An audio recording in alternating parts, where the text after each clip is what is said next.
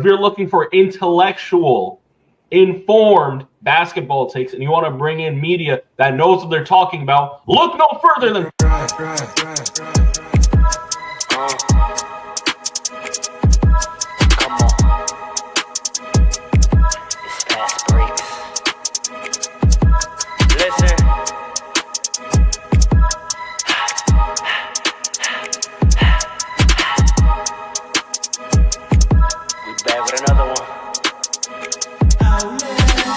Fast breaks, yeah, we coming with the takes. Never early, never late, but we always push the pace, yeah. And we really study tape, y'all just view the highlights. Man, we really watching games, yeah. You just watch from the stands. We run 3-man weeks, Paul, Trey, and Allen, yeah. Way more than a fan. We got love for the game, we don't have to pretend. Got it out the mud like you get it off the glass. I'm the run the fast break, throw me the outlet. Yeah, we got it out the mud like you get it off the glass. Time to run the fast break, throw me the outlet. We on the break, it's fast break. We on the break, it's fast break. Let's go.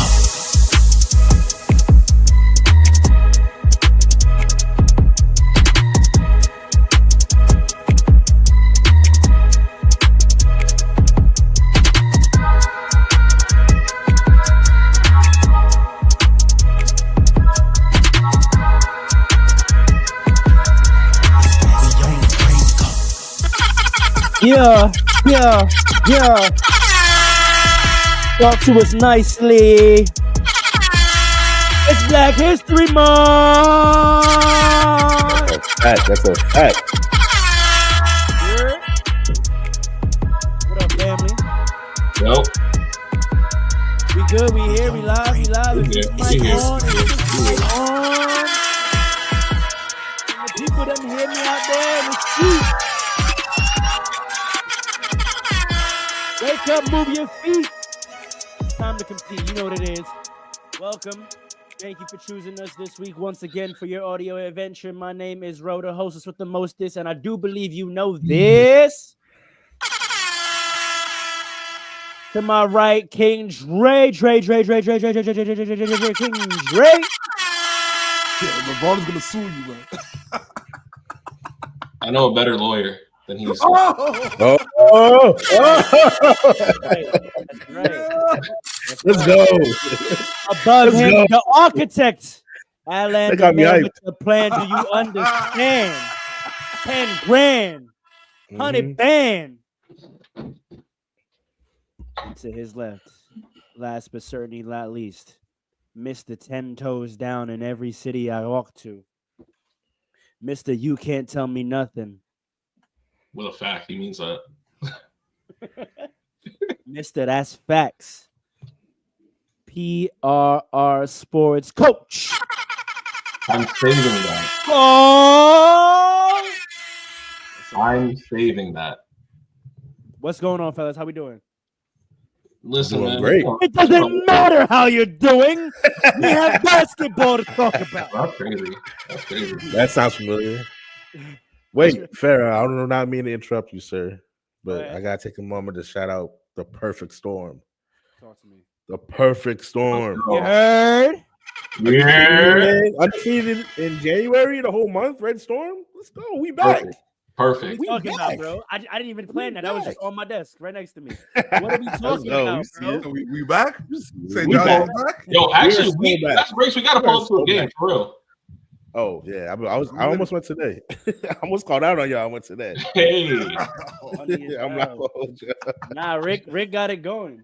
You guys back, Oh, baby. back. We're so back. Let's go. he's a I good. think we're 15th in the nation now. Where's the rest of my Right. merch? Really? Merch. That's We're fine. 15th in the It's like, nation. oh, let me start watching. It's St. like John's. that. We It's about like to start that. streaming from the. We about to start Yeah. streaming from these live episodes, bro. Listen, Like, March is coming. There We you go. going to the dance. We going to the top 15. you know what it is. Come on. Wait, hold on. We You got know what it is. we got smoke for Rutgers. We could Yeah. take Rutgers. Yes. Oh, I don't know. Rutgers Big is- St. Johnny's Rutgers here. is- Big St. They're Johnny's. not- I don't think Rutgers is ranked though, but man, We always have to interrupt. What's up? Tough. What's up? They tough. What's tough. up? What's up? That's what I thought. Anyway, okay, like I said, we got basketball to talk about. Actually, we got one more thing. We got one more thing to discuss briefly, because we always do this when something terrible happens. Fast Breaks wants to send out their love, hope, prayers to the victims of all plane crash victims, because it has been a long and tenuous week, and some nonsense came out from the Oval Office trying to say what it was. Chill. Hey, listen, I got moved out, and now I'm back. Relax. I'm not getting political. Trust me. All I'm gonna say is God sees everything. All right, that's all I'm gonna say. All right, let him deal with it. Our hearts go out to them, and we wish nothing, and we hope nothing but love and comfort to the victims, to the victims' family, I should say. Yeah. All right. Thank you for that. In Philadelphia too.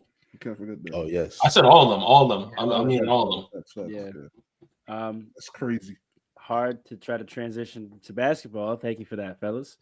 Yeah, All-Stars, snubs. That's right. I almost wanted to make like a joke, and then I was like, no, that's not tasteful. Yeah, that's not tasteful at all. Distasteful. Come on. Anyway, listen, I don't feel like doing a whole roundabout. Let's just talk about it, bro. Who got snubbed? Everyone, if you paid attention to who the All-Star reserves were announced, you know who we're talking about. If you didn't, go play TNT's YouTube. All right. Oh, it's happening. It's happening. Shams is active. This is live. This is live. Shams is active. 35 seconds ago. The Los Angeles Clippers are trading PJ Tucker, Mo Bamba, and a future second-round pick and cash to Utah Jazz for Drew Eubanks and Patty Mills. This is happening. It's going on. Today might be the day. The landscape that's changed in the West. Let me play. It's a brand new West. Turning on my notifications for Shams. Hold on. This man Allen might be a prophet. Listen to this. Say that again. I feel like right when we're done recording or later on today, a big trade is going to happen. It's 11:54. Go down for sure. It's 12:26. You gearing up? Hey. Might be a prophet out here. We might have to tap in and do a special episode Wednesday night. Okay, that was crazy. That was really. Oh, also, Detroit Isaiah Stewart got suspended again? Of course he did. for his his sixth flagrant foul of the season. That's Draymond Jr. Can I ask y'all a question? Sure. Have any of y'all ever seen a highlight from him? No. I never seen him with the ball in his hand. I never seen this man score. All I've seen him do is at the beginning of the season. I remember at the beginning of the season, randomly, and like one of the first 10 games, he had like a game where he had like 4 3-pointers against. I think it was against the Nets. Wasn't it against the Nets? Probably. Yo, that's crazy. He shoots threes now. He's a 3-point shooting enforcer. Look at that. That's a crazy build. Modern NBA, boy. I remember last year saying the league is cooked because that man is shooting threes. Yeah, right. The league is absolutely cooked. They really just got him on the court to crash out. I've never seen. Yo, 6 flagrant fouls before All-Star break is that's nuts. That's nuts, bro. I've never even heard of that before. That's crazy. How many did we say? 6. Okay, 6. All right. 6 flagrant fouls by January. All right. Or February now. We know what this man is here for. He's not. I can't wait till we find out what's happening with De'Aaron Fox. I know. Yo, De'Aaron to the Spurs might be a thing apparently. I know, and for who? You know what that means? That means your Lakers are getting another point guard too, and his name is Chris Paul. I don't know if that's what we need. That's what we needed the last 3 years, but not anymore, really. I've been reading. They're saying that the Spurs would like to keep Chris Paul. They like him around. Yeah, that's a great bench. I don't know how they're gonna do both. That's probably the best backup PG in the league. Yeah, ever. Ever, actually, ever. You think he would back up De'Aaron Fox? For sure. Yeah, I think so. I can see them trying to make them play together. I was gonna say, I can see that too. That's nasty. It would be nasty, but I could see the Spurs trying out that. I mean, I don't mind it because D Fox could just go, but D Fox ain't guarding twos. He's 6'4". Yeah. He can guard can't some go- twos. He cannot guard no twos. He can barely guard ones. What am I saying? That's what I'm saying. I feel like what are we talking about here? Maybe he's like both, Speaking man. of De'Aaron He's Fox, pretty now I good actually can segue pretty well. Speaking of De'Aaron Mhm. Fox, we're waiting to hear news on him because the news we recently heard was not what we thought we were going to hear.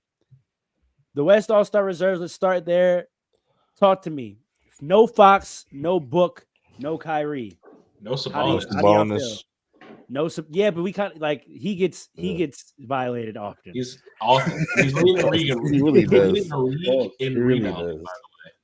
He gets violated often because he led the does. league in triple doubles. I think up to All-Star break last year, he didn't make it.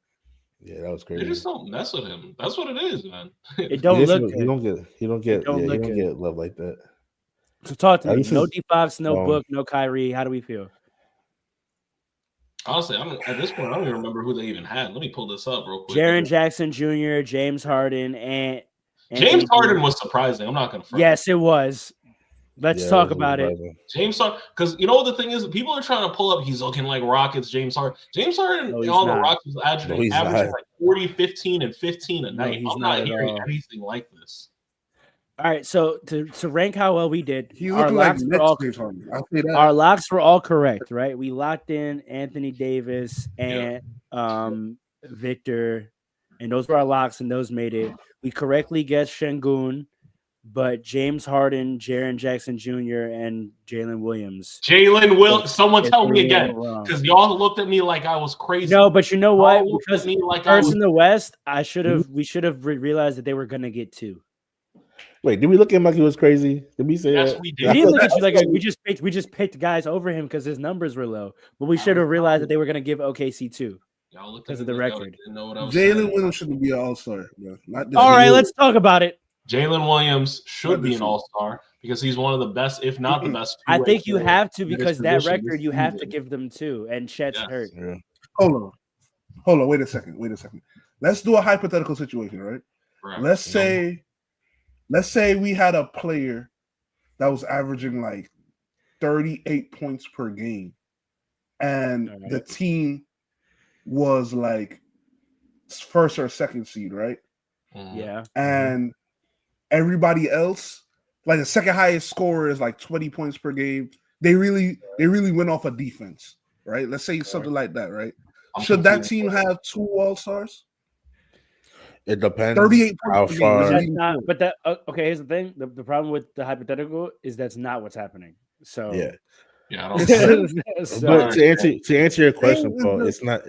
it's not so much just the first seed. It's about how much better they are than everybody else. That's what. yeah, do they have double-digit losses yet?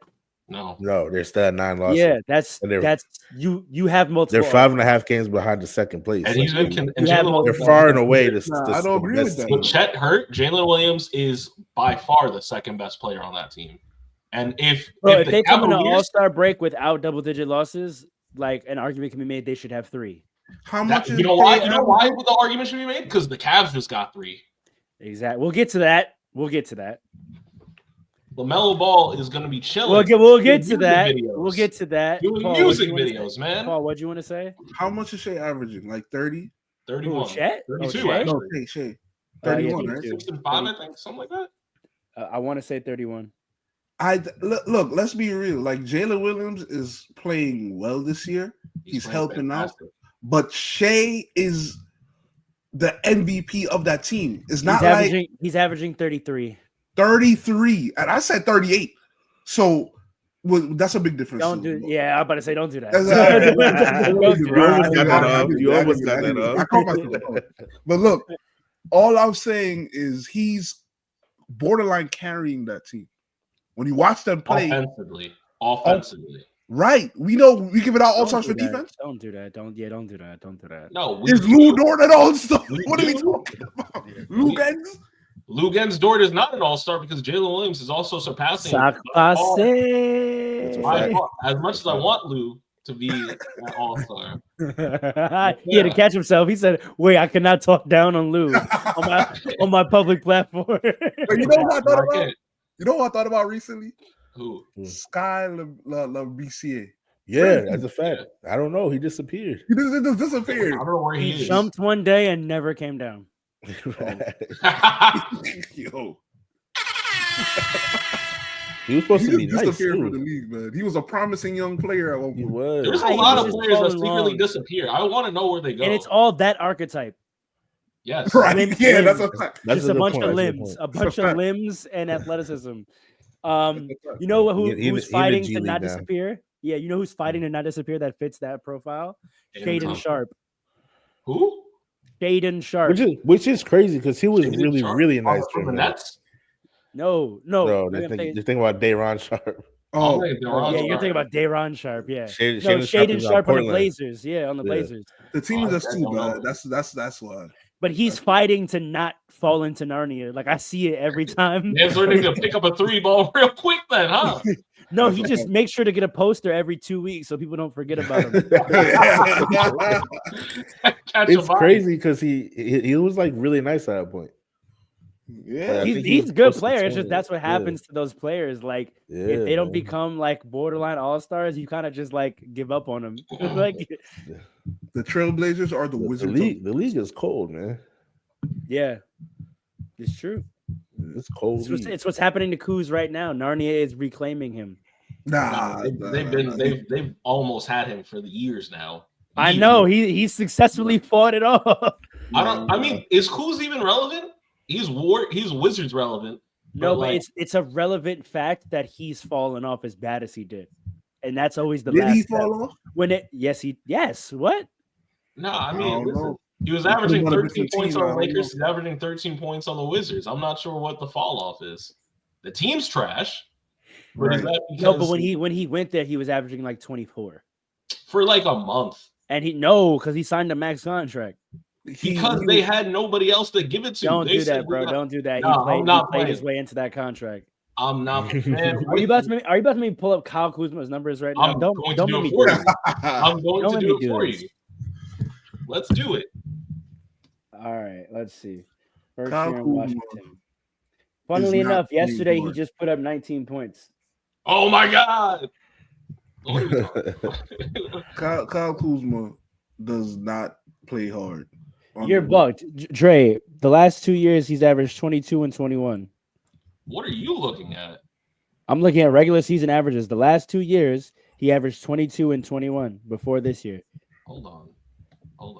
That man was a 20-point a game scorer. That's what I'm saying. Let me see. And this year he's averaging 14. He's averaging 14. His career 17. Yeah, but the team is so bad that he had injury issues and all of that. He should be averaging 30. The team is so bad. He's not that type of player. I think he's like. Oh, you're right. What about playing hard? Also, he was never averaging- averaged 13 I for the wasn't Lakers. wrong. He You're was. bugging. Hold on. He did average 13 for the Lakers. Yeah, once. No, multiple years. 2 years in a row. Yeah, but he started off averaging 16. He was doing all right. He was doing all right. Came in That man was a 16. bucket. He was averaging 18 points as a sophomore, bro. 18 is not. And y'all want to tell me there wasn't comparisons when he was averaging damn near 19 points as a second-year player. There was no. There were comparisons. They were just crazy because people were like, "Is it Kuz or Tatum?" What was that man? What was that man doing his second year in the league? Let me see. Who's Tatum? Jason Tatum? He was on his way to the conference finals. That's what he was doing. No, we're not talking about winning. We're not talking about winning. That's not what we're talking about. Jason Tatum right now. Second year, Tatum was only averaging 15. So I don't want to hear that there wasn't. Come on now, stop it. Situation and circumstances. Situation and circumstances. No. Situation I see it and on Basketball circumstances. Reference. It's not real. I'm on ESPN.com. I don't care. Situation and You circumstances. got it. Kuz was averaging 19 as a sophomore. You're right. Bro. No, you're right. You're right. That man, if he was in a different situation, he is a different player in stature today. I promise. I think so. All right, but what are they doing their third year? What happened in Kuz's third year? What happened in his third year? A certain man was signed with That's Lakers. traded.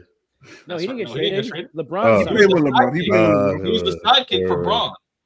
He wasn't even the sidekick. He was the third. No, he wasn't. He was important on that team. He was number 2. It was him. No, he wasn't. It was On him. LeBron, on the first stint, LeBron. Yeah. First year, they didn't have Ingram. AD yet. Brandon Ingram. Oh, I guess. I guess I guess. that was the pecking order. It was Brandon Ingram, Kuz, and sometimes it was Lonzo over Kuz. Yeah. People forget LeBron and Lonzo had triple doubles in the same game. Yes. Yeah, they really good together. Do you know how much usage? Lonzo Ball gets Can you imagine the usage rate for two people to have triple doubles? Who was doing anything else? That's Westbrook and Jokic right now. That's a fact. Had they had a triple double in the same game yet? Yes. Multiple times. Yes. Really? Yes. And they That's won why too. Jared was like, you should be an all-star. That's what I'm talking about.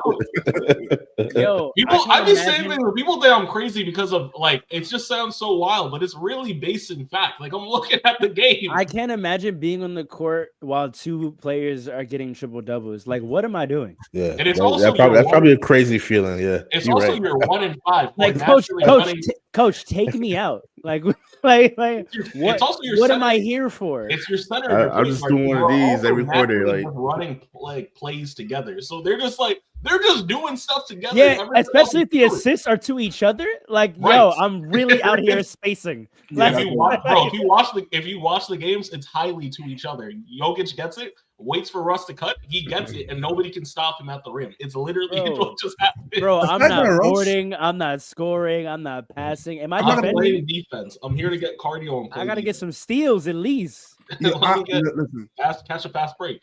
Go ahead. I am not trying to disrespect Russell Westbrook with what I'm about to say. I got love for Russell Westbrook. Here comes this. Oh, do you? Because you used to be a hater, but keep going. Hold on. No, I spoke facts. But the no, thing you is, did not. yes, No, you did not. Let him land. Yes, Let him land. Let him like land. Let him land. The fact that Russell Westbrook is still able to be this productive and this good in the NBA today is an indictment on the players today because Westbrook that is hate. No, listen. Let me tell you why. Let me finish. Yeah, I'm intrigued. I'm intrigued because where you going? Westbrook gets his numbers that is as productive as he is because he plays so hard and hustles. Yeah. That's really why, and that's good for him. But he's in year 17. You shouldn't let somebody year 17 out hustle you for a rebound. He's in better. That's shape how he gets than his a lot of boards. these boys. He's in better shape than a lot of these boys. He's in top 5%. That's an indictment on everybody else in the year 17. He's old now too. He doesn't feel like it, but he is old in the league. What is he pushing? 33? No. I think older than that. 36? Yeah. He's 35, 36. He doesn't look it, but yeah. Yo, 36 is different than 36 used to be, bro. Yeah, he's 36. Yeah, 36 is a different 36 these days, bro. But when you got 25, 26, 20, if you got 30-year-olds in the league, come on. I see your point. That's what I'm saying. It's not an indictment against Westbrook. It's everybody else. Nah, I think he's just that special of an athlete. Yeah. Like his body at 36, like, is still better than a lot of 30-year-olds, bro. Like, I would say your point applies to anyone else who's also a freak that's in their 30s. Like if he's out rebounding like the Thompson twins, then they're not playing hard enough because y'all are freaks and y'all are 22-year-old freaks. Right. Yeah, true. But like him versus regular athletes, like nah, he's a freak. Of course, he's still going crazy even at 36. He is a freak. What's crazy? He still looks like he doesn't get tired at all, which is really that's a fact. Very crazy. No, yes, he does. Well, okay, so you see it in the shot selection. That's right. That man's brain turns off. Oh yeah. That's a fact. He can run and jump and all that stuff, but at a certain point in the game, that man doesn't know what he wants to do. He does get tired. I'm not throwing up the ball. I can tell when he makes this face when he has a turnover. Just that's a fact. He's mad at the world. Yo, clip that. That's a fact. Just mad at a ghost. Who are you mad at? The rest of the team looking at him like, I know you're not mad at me. Like, you just threw the ball out of bounds, bro. Who are you mad at, bro? That's a fact. Yo. Like he got smoked with his twin. With himself. Crazy. Yo. Oh man, I know players' mannerisms so well, bro. I could have been B-Dot and Odo's impersonator, guys. Oh no. I could have did it. But now going back to the West reserves. Yes. Okay. So someone tell me how they feel about Fox, Kyrie, and Book. I think Kyrie should have definitely made it. over Jalen Williams. Egregious. Yeah. I feel like what Kyrie's doing over there without Luka. I know he's been out a couple of times, but he's been carrying that team so well. He's been playing so well when he's in. I think it's egregious that he didn't make it. I'm not gonna lie. Kyrie's my pick for a snub. That's He's a snub. He's a snub. He got snubbed. That's crazy.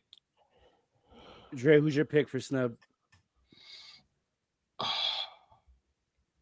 don't even know if I have a pick. I'm not gonna lie. Hold on. I mean, of the three I just gave you, you don't like any of those. No, Kyrie. It's obvious. I didn't want to pick the same name, but it's Kyrie. It's 100% Kyrie. Okay. Paul. Kyrie should have made it over Jalen Williams, man. No, he shouldn't have. Don't. Yes. He should have made it over Şengün. I'll tell you that. No. Şengün been playing so well, though. No. Şengün is on the number 3 team in the league. And Jalen Williams is on the number 1 team in the league. We had Şengün making it. So I know, but I didn't. All right, I didn't. All right, bro. Jalen Williams should not be All-Star this year. Not this year. I'm not hearing it. No, you know who isn't an All-Star this year? You know who isn't an All-Star this year? With respect, we know he's getting he's getting the legendary, nod. But it's Steph Curry. I know. Yeah, I know he's going. We've been said that though. It was already over. We did say that last week. Yeah. Kendrick Perkins went on TV and said I was angry about it. He was like, "Nah, he should not be on." And he's mad about the legacy. It is what it is. You know, bro. Kyrie, I can't believe y'all don't. You said what? So what? You said say that again? That's amazing. Kyrie. Yeah, Kyrie. Say that again. This is like the 5th time Kyrie's having a 50, 40, 90 year again. Another one. Bro, that's his There's standard. You understand that's his standard? That's a fact. Actually, I'm sorry. I do have another snub besides Kyrie. Sabonis. Yo. Sabonis is a big snub. Yo. How is Devin Booker not getting any love for being snubbed? That's your pick. So I was leaving him for you. What's his stats? He's going crazy. He's been going crazy in January. 34, 5, 6, 39, 6, 10, 31, 5, 11, 35, 5, 7 in the month of January. He leads the league in hockey assists.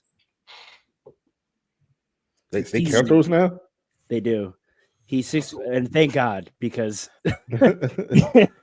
if you know, you know. When the whole play was because of you, but no, there's no stats to prove it. I orchestrated this whole thing, but there's no way to look back at the paperwork to show that. You'll never know. You'll never find. You were just out there playing good ball. Like mine.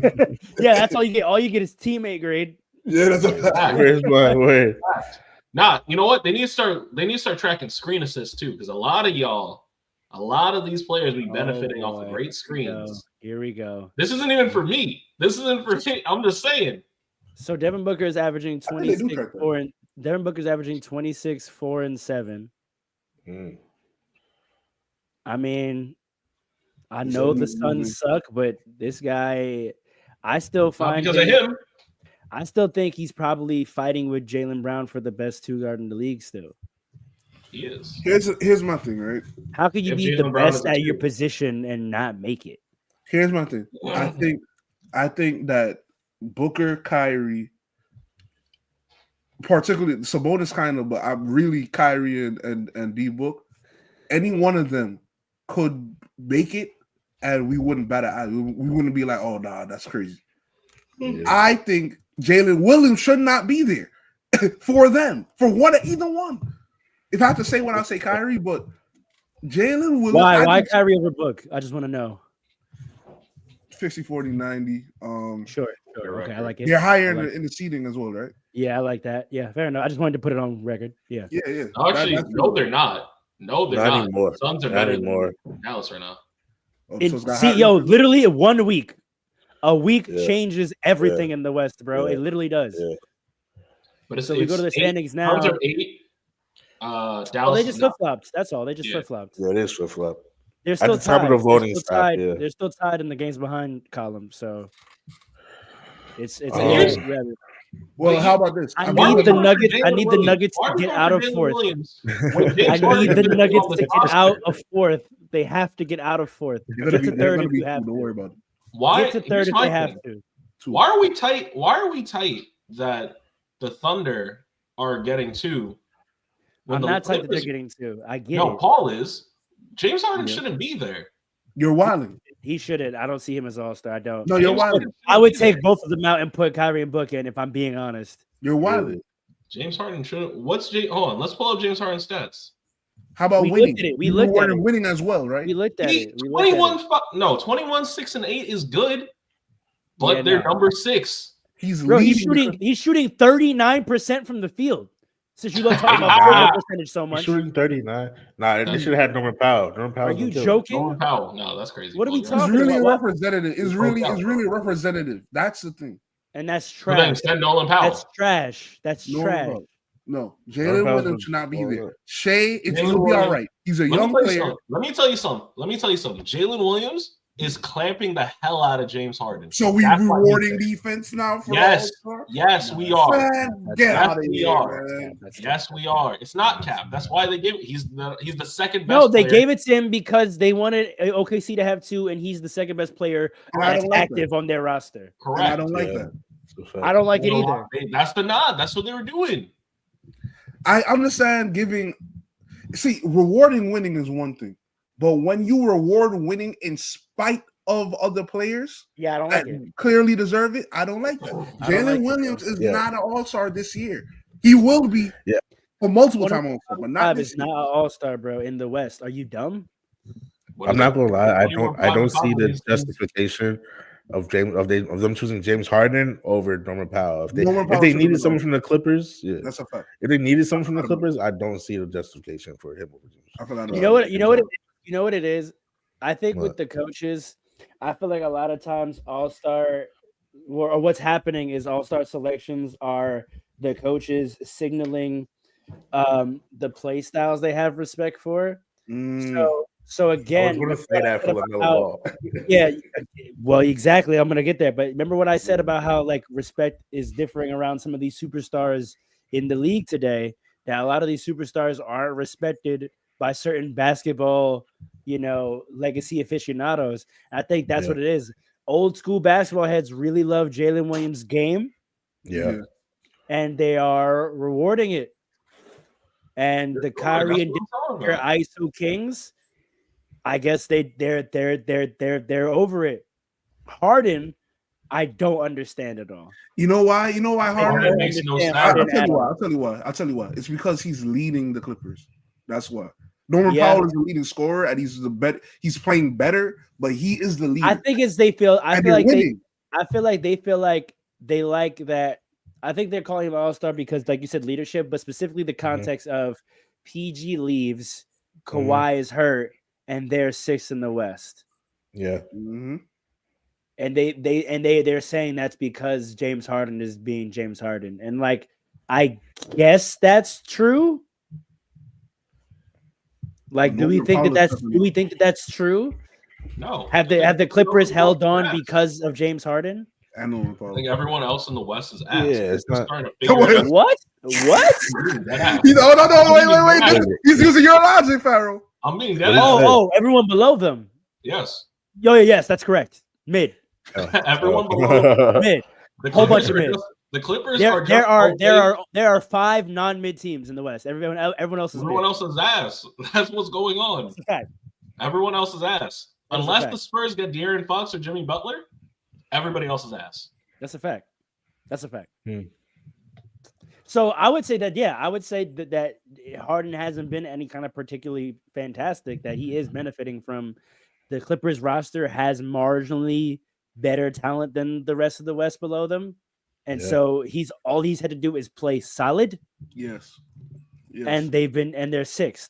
Like, and Kawhi is coming back now. So like, I don't know. I don't like it. I don't like it at all. I don't like it. He needs to thank Ty Lue. I don't like it at all. It should have been no recall. Devin Booker, Kevin Durant is ruining primes. Oh. Talk about it. I don't know if I'm ready. I don't know if I'm ready to go into it today.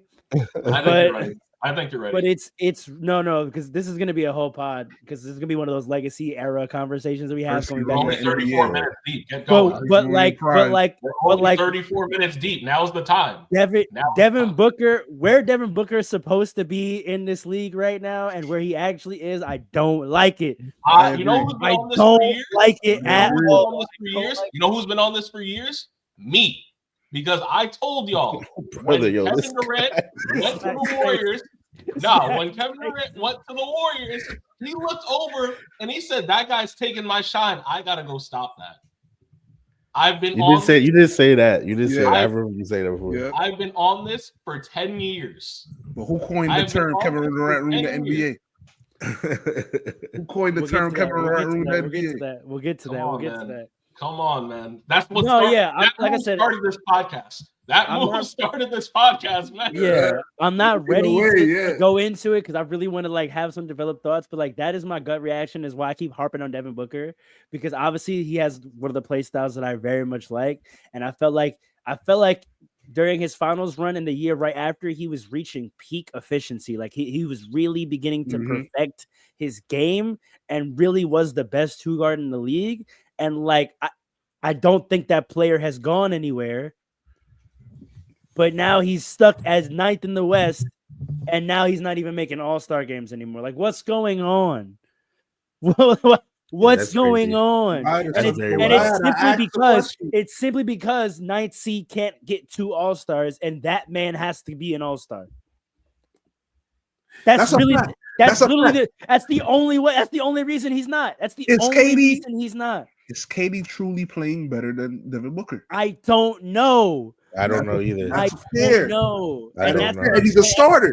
That's exactly what I'm saying. Because they can't get 2, and it has to go to this guy. So this guy's season performance just gets forgotten about.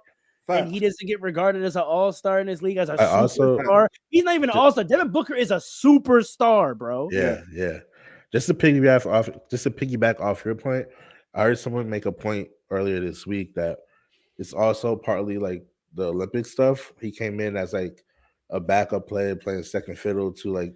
But he was a closer. He was a part of the closing 5. He was. But like maybe there's a point of like maybe in everybody's mind that kind of is like a residual effect of that too. I don't know. It's kind of crazy. I don't know. KD's got 27. KD's played. First of all, KD's only played 37 games. Let's start there. Exactly. Let's start there. KD's played 37 games. I'm saying like in the people's mind, maybe it's like a residual effect. Yeah, no, I think you're right. So KD's for 37 games. KD is at 27 points, 6 boards, 4 assists, about 1 steal, 1.5 blocks, and he's playing 36 minutes a game. Devin Booker, who's played all 42, well, he's played 42 out of 47. Pardon me. He's playing 37 minutes. He's at 26 points. 4 rebounds, 7 assists, 1 steal. It's not definitively better. I mean, he's averaging 3 more assists, and Kevin Durant's averaging about a point. Yeah, that's crazy. Listen, they play no defense in Phoenix. None. At some point, we got to start talking about Devin Booker's the only one playing defense. Him and Bradley Beal, the only ones that average more than 1 steal. You're trying to get Bradley Beal out of there. Listen, this is all part of a bigger conversation. We need to start realizing. Remember how one of the arguments for Jordan being the greatest player ever is that he stopped a lot of guys from making all-stars and winning and all that stuff. Kevin Durant needs to be included in this conversation because he has stopped so many guys from reaching their potential. But in the wrong way. He's done it to his teammates. By fake friendship, man. He's done it to his teammates. The saboteur he's a generation. He might be the greatest saboteur I've ever seen. One day we're gonna talk about this. You throw it back this podcast. One day soon. We're doing it. We're doing this. What? I'm really angry. I knew it was coming.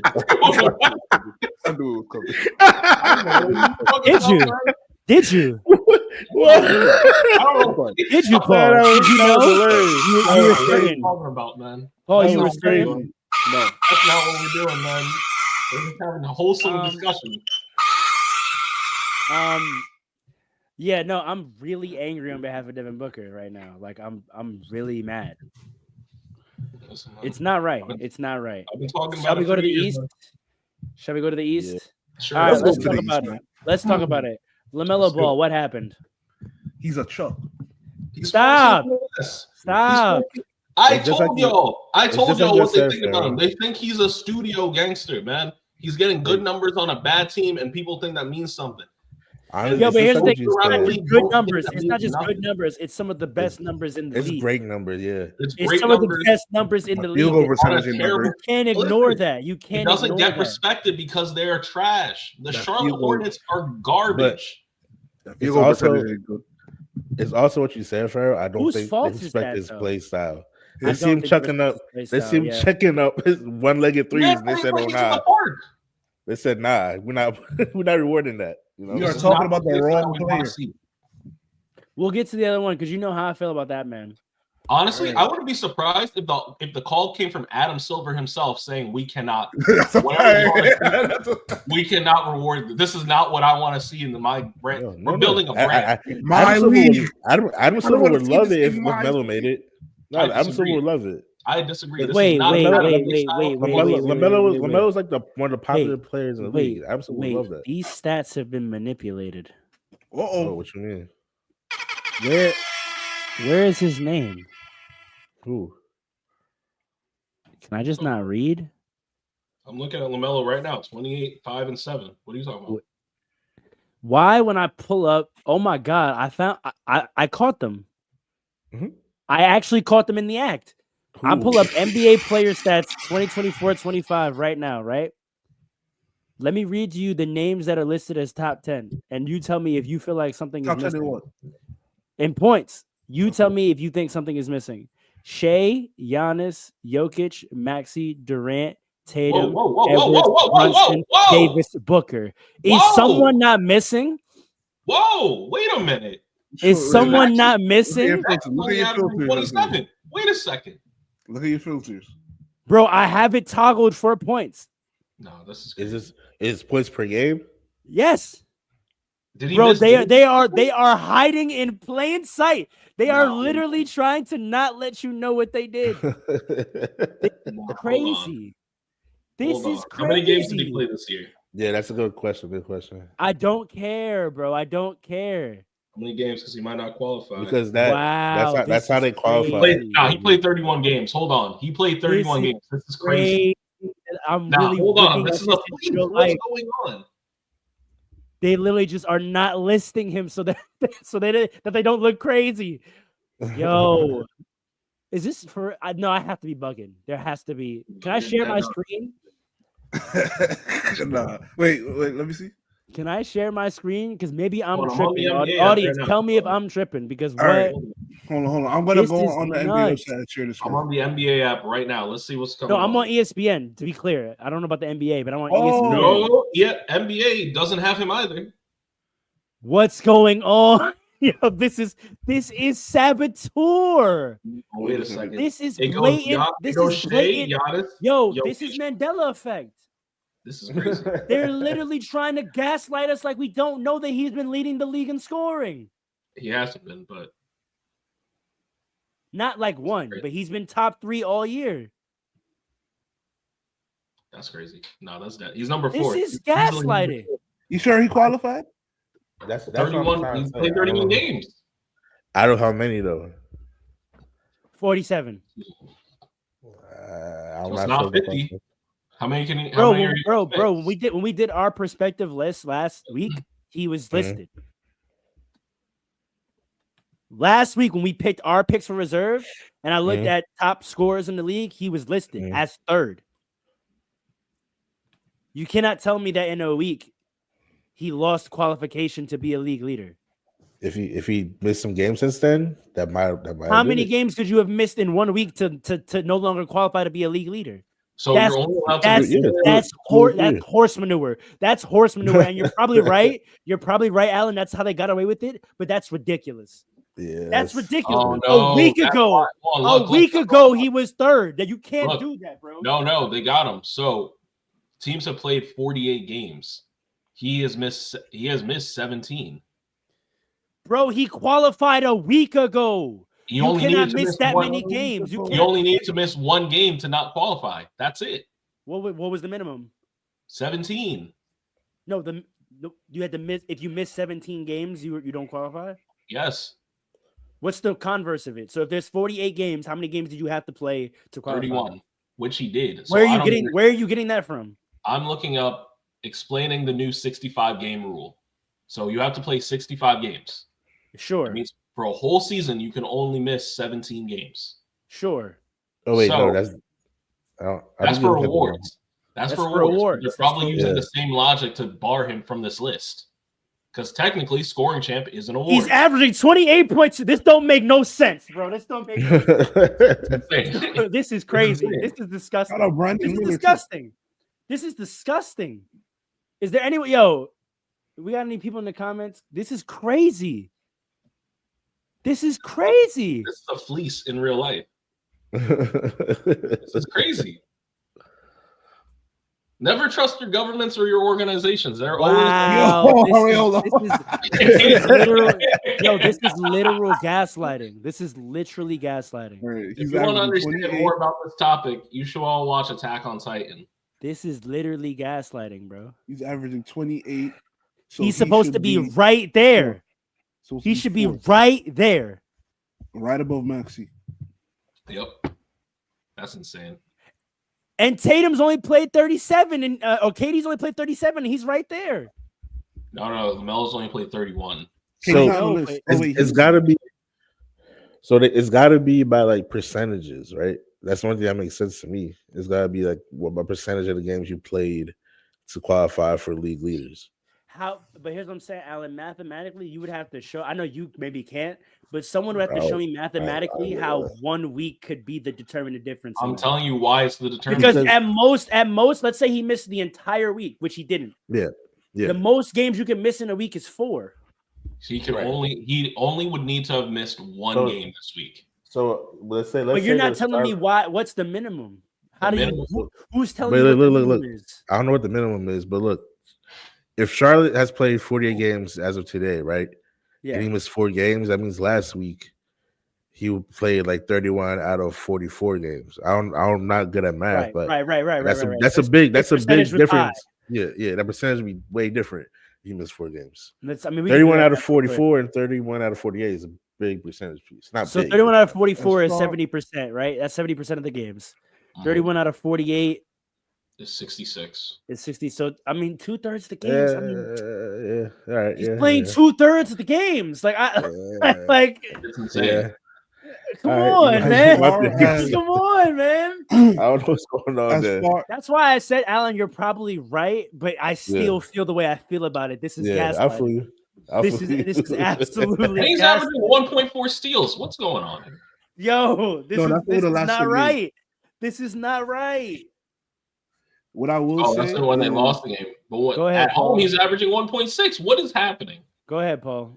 What I will say is, as far as the Allstar selection, 28-7, yes, but on 42% shooting from the field, bro. Because he's getting doubled and triple team. Let's not lose that context. That's not the hold on. Let me just real quick. Let me just lay this out for the people because I'm getting a little sick of this.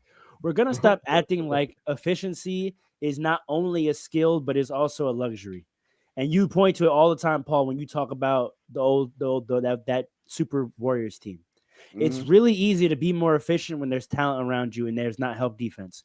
Correct. We can't, if we're gonna say that and acknowledge that with super teams, we have to also acknowledge the opposite. That when you are on a terrible team, if you're the only good player, it's really hard to be efficient because you're going against double teams and help all the time. So give him a little bit of grace for the fact that he's literally getting there's no one else to focus on that team. That's not true. That's not. Brandon Miller is not getting game planned for us. Stop it. Hold on, man. Stop it. He's not in the scouting report. Wait a second. If you watch the Hornets play, a lot of the reason why they're bad is because of LaMelo. Let's talk about it. Oh my! His decision making is. Why do you always do this? Why do you always put it on the best player? You do this with Trae Young. You do this like it's not their fault, bro. It's not their fault. They're bad. That team sucks. With great power comes great responsibility. Oh my God. Hands the ball, Ben. He has the. That's a title. That's a title. That's one of the realest quotes ever. You made need because it's a talent, fact. though, bro. You need talent, He bro. has You cannot put Brandon it on Miller. He this has guy. Miles Bridges. He had Nick Richards. They shouldn't be. You naming these guys like they're the cream of the crop of the NBA, bro. What are these guys? Brandon are not Miller's guys. averaging 21 points. Let me jump Miles out the Bridges window. is averaging These are 17. waste men. No, they're not. You see the disrespect. You gotta. Three out of the 4 men you just named are waste men. They're not. They are next men.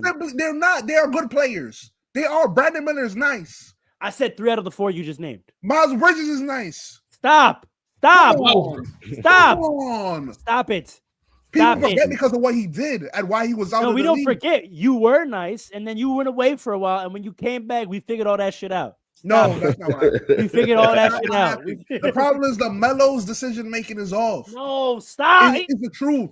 It's not. Listen. What you're saying, I understand your logic.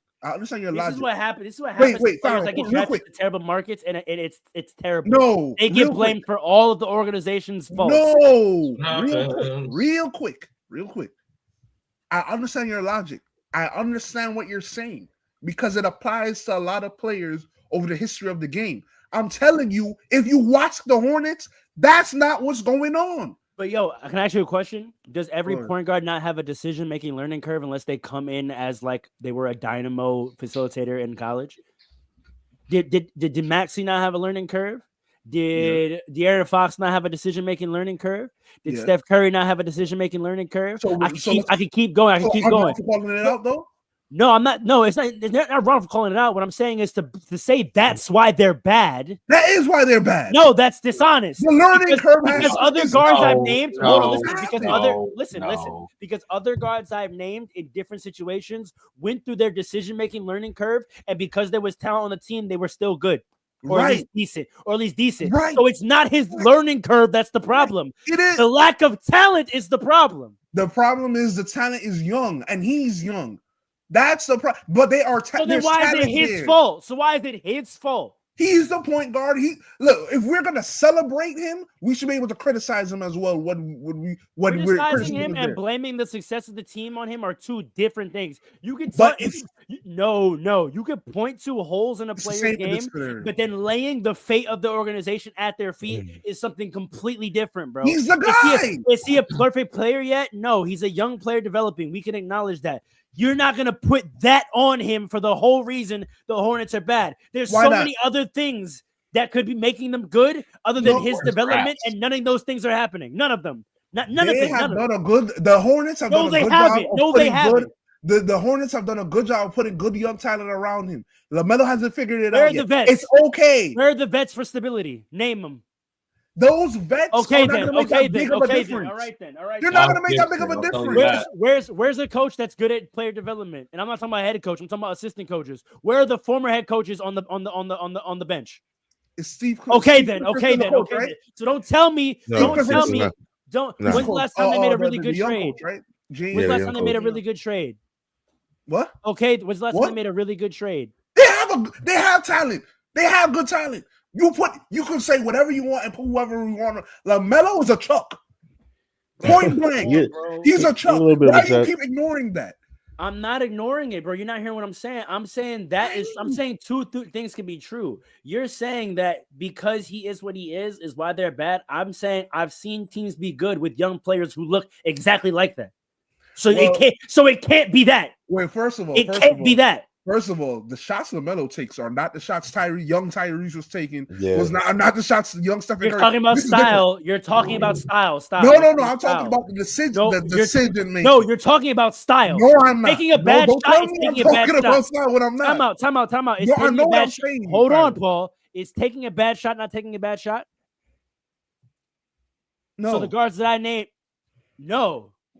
So all bad shots are not built the same. I don't think so. Nah, you're lying, and I know you're lying. Look at you. I don't think so. I don't think so. If you taking a 1 foot fadeaway three, that's different than taking a three. You practice that shot? I've never seen you make that shot in my life. See what I'm saying? There's a different. Like if you're not, is that different than a pull up three in transition when you Paul, is that different than a pull-up three in transition when you have no business shooting a pull-up three in transition? Okay, if you're open, that bad shot is bad, but it's not as bad as a one-legged fadeaway. That's hating on the style. A bad shot is a bad shot. Because if he can make that, because how many players do we watch develop? Watch. How many All-Stars that are All-Stars today? How many of them, their signature move, when they were first starting to develop it, we considered it a bad shot until they mastered it, and then it became their signature move. How many of them? I see what you're saying. That's what young players go through this. They not at that level though. No, sorry, nope. They've developed their decision making. They learned the game. Jason Tatum had a shot selection issue when he was young. Did he not? He still got it. Right? But the Celtics were winning. But the Celtics were winning because of what? Good organization running. So don't tell me that because his shot selection is still a little poor, that's why they're bad. If the rest of the team were set up in a certain way, if the organization were run a certain way, we wouldn't be saying that. No, LaMelo was a high pick. When you are a high pick, you go. Tatum was the 2. Wait, wasn't Isaiah Thomas on the team when he got drafted or something? Yes, like that? A veteran. Yeah. This is my point. No. This is my whole point. He got lucky. That's what I'm trying to say. That's not the norm. Yes, he did. But that's not the norm. No, but that's my point, though. That's his point, though. Paul. That's my whole point. No, but you can't blame the organization at that point. They got lucky. You can't. They got lucky. If you're going to end out as that is lucky, then you can't blame them. Who builds the team? Did LaMelo build this team? You said what? Who built this team? The Hornets? Yeah. I think the Hornets are well built, though.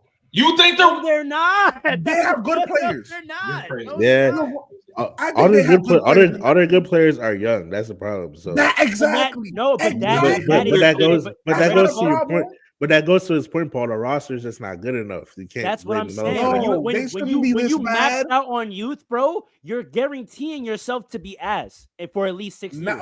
Okay. Listen, there's some guarantee. Hold on. Listen to what I'm saying, right? LaMelo has development to go through.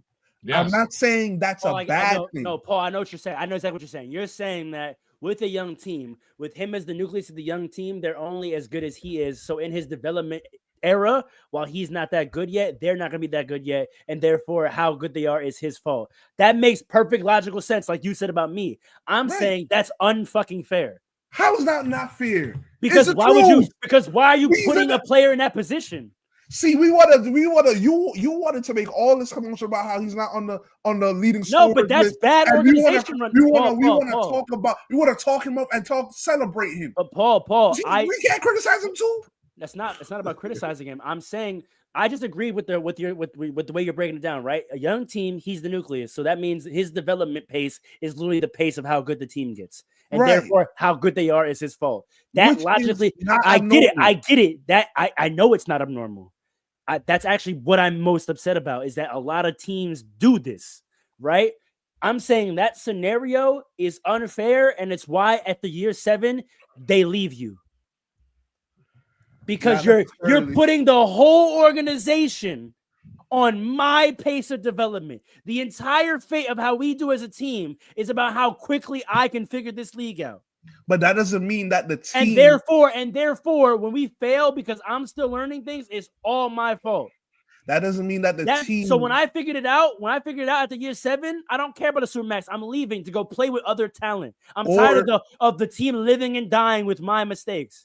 But see, when you go play with other talent, are you the man over there or are you not? So that means that wait. Let me finish. If you're the man over there, then you're right. Everything you're saying is correct. But if you're not the man over there, then what you're proving is that you weren't supposed to be the man when they drafted you. Right? Number one. Hold on. Number two. Well, hold on. That's not LaMelo's problem. Number 2. Maybe it is, but no. Let me say real quick. Give me like 5 seconds. Number 2. Yeah, go. You could develop a good team like that. No, you can't. Yes, you can. No, you can't. Name it.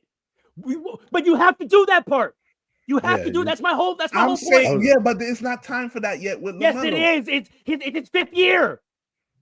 Wasn't he out for like one of his years? I don't care. It's his 5th year. So he should be better than. If you trade LaMelo for Jalen Green, you think he'd be playing better?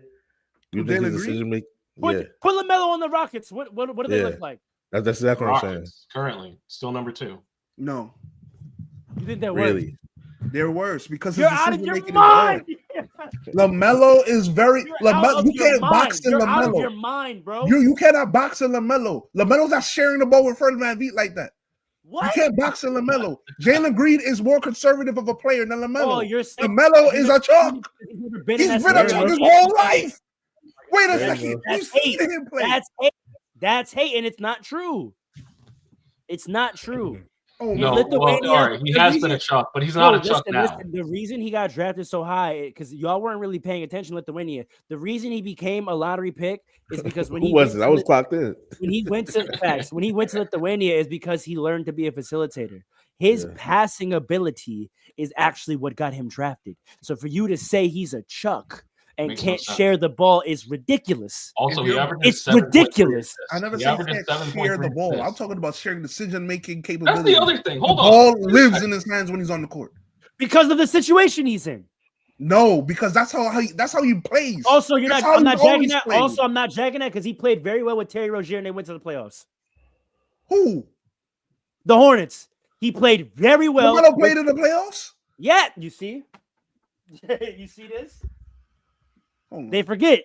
He played very well next to Terry Rozier, and they went to the play-in. Sorry. Okay, yeah, because I know that man wasn't in the play. I'm about to look that up. He played very well with Terry Rozier, and they got to the play-in. He did. So I'm not trying to hear that at all. But this is a different player now. What are you? Now it's a different player. It's the truth. He's taking 12 threes a game, is he not? Because there's nobody on the team. That's not true. That's simply not true. I'm not hearing that. No, that's not true. What you mean, bro? How do you know he's not being coached into that? How do you know that this new coach isn't saying LaMelo? Yeah, how do you know that? How do you know he's not being coached to go pull? He definitely is. He's getting the Tyrese Halliburton treatment. He definitely is. They're telling him to go pull because they know they have no chance of winning a game unless he pulls. Can I throw something in here? This goes to the other conversation. He's top 10 in assists in the game, and he's also been erased from that list. Listen, bro. And you know who's number 1? And maybe we can transition off of this. That's why I feel like it's a qualification. I know. I just want to put a button on this because Paul, I don't really wholly disagree with you. Everything you're saying is correct. I'm just saying I have a problem with it. I don't like that NBA teams do that. I don't like it. It's unfair.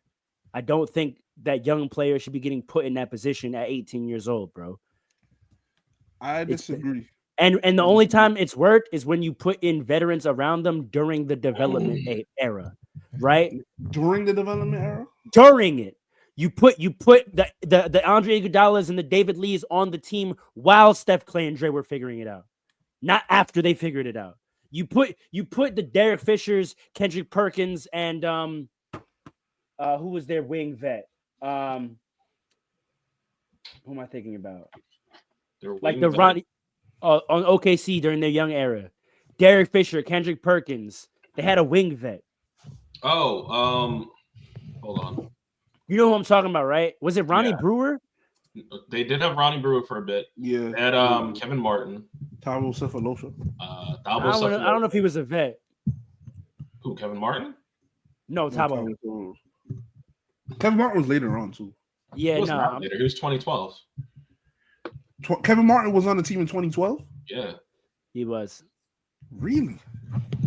He's like right, or 2013. It was like right after. That was the James Harden trade. 2013. All right, maybe they didn't have one, but Kendrick Perkins and Derek Fisher, right? You put them on the team while Kevin Durant, Russell Westbrook, and James Harden can figure it out. You don't wait till the young player takes 10 years to figure it out and then go, okay, we're gonna go get it. 10 years is dragging. It's already been 5, bro. Like, when are you gonna get him some veteran help? I mean, when they had it, they were better. Look, when they had it, they were better, right? When they had Gordon Hayward on the roster, they looked good. When they had Terry Rozier on the roster, they looked good, right? This year, all of that is gone. Didn't they get Brandon Miller because LaMelo was out for a year and they just were horrible? Yeah. Huh? Didn't they get Brandon Miller didn't they get the draft pick that became Brandon Miller because LaMelo was out for the year? Yeah, but they've done no building since that pick. So like I said, they had something decent, right? When they had the Isn't this LaMelo's first year back? You're saying that like he was gone for 4 years, bro. He missed half a year. It wasn't even the whole year. It was half a year. But this is his first year playing with Brandon Miller. Yes. So that's what I'm trying to tell. Like give them time because Brandon Miller's good. I don't think anything you're saying is wrong. I just don't like it. You don't have to debate me on it. I don't like it. I think it's a bad way to build a team. I think it's terrible. I think because we've never seen it work. We've never seen that way work. Yeah, that's why I'm pointing out all the young teams that did like young cores and got good. They threw veterans in there early to help them learn. Wait a second.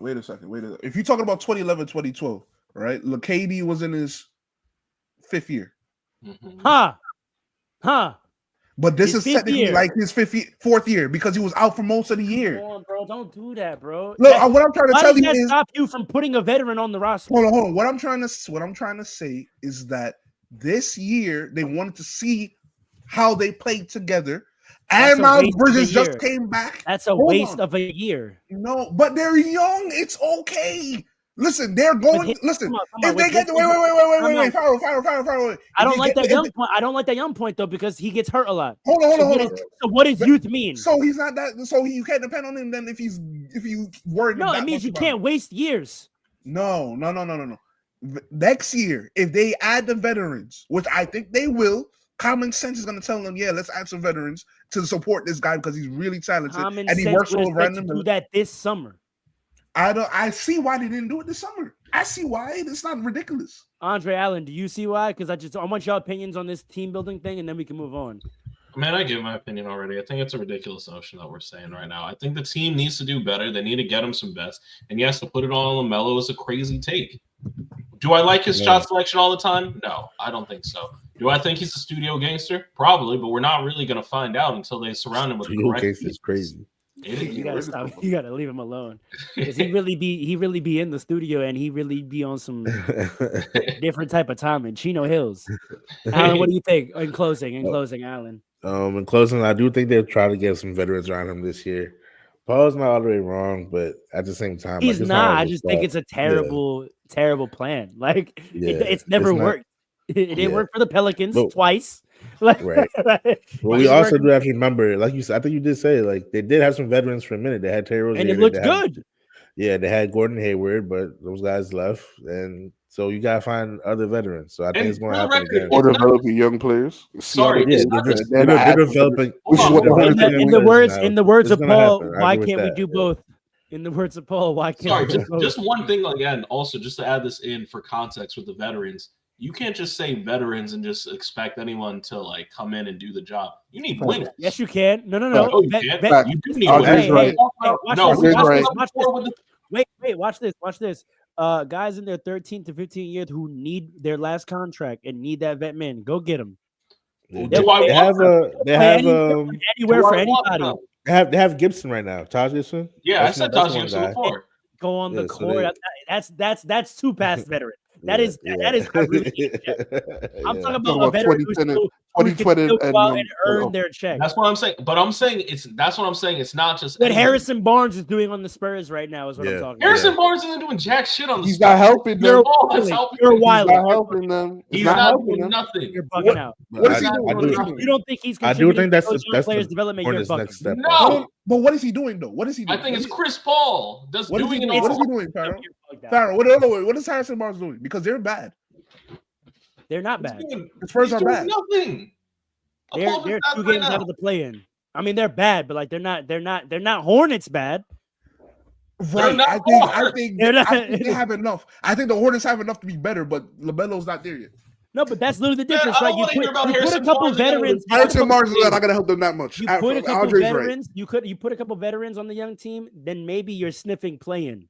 Not damn near the last record in the league. You put a couple veterans after the Washington Wizards actively tanking for Cooper Flag. You put a couple veterans actively too. You put a couple veterans around 2 young players like Brandon Miller and LaMelo and Miles Bridges. You're gonna take away touches from them. Not if you know what you're doing as a coach. because no one said to make those veterans your number one option, bro. Yeah, not every veteran needs a touches too. Like, Yeah, no, but there are two players who need a lot of touches right now. I think there's value in allowing young players to just rock out for a little bit. Watch this. There is value. It's not even about touches. How about put a veteran in the corner so the defense has to guard someone actually when they have that.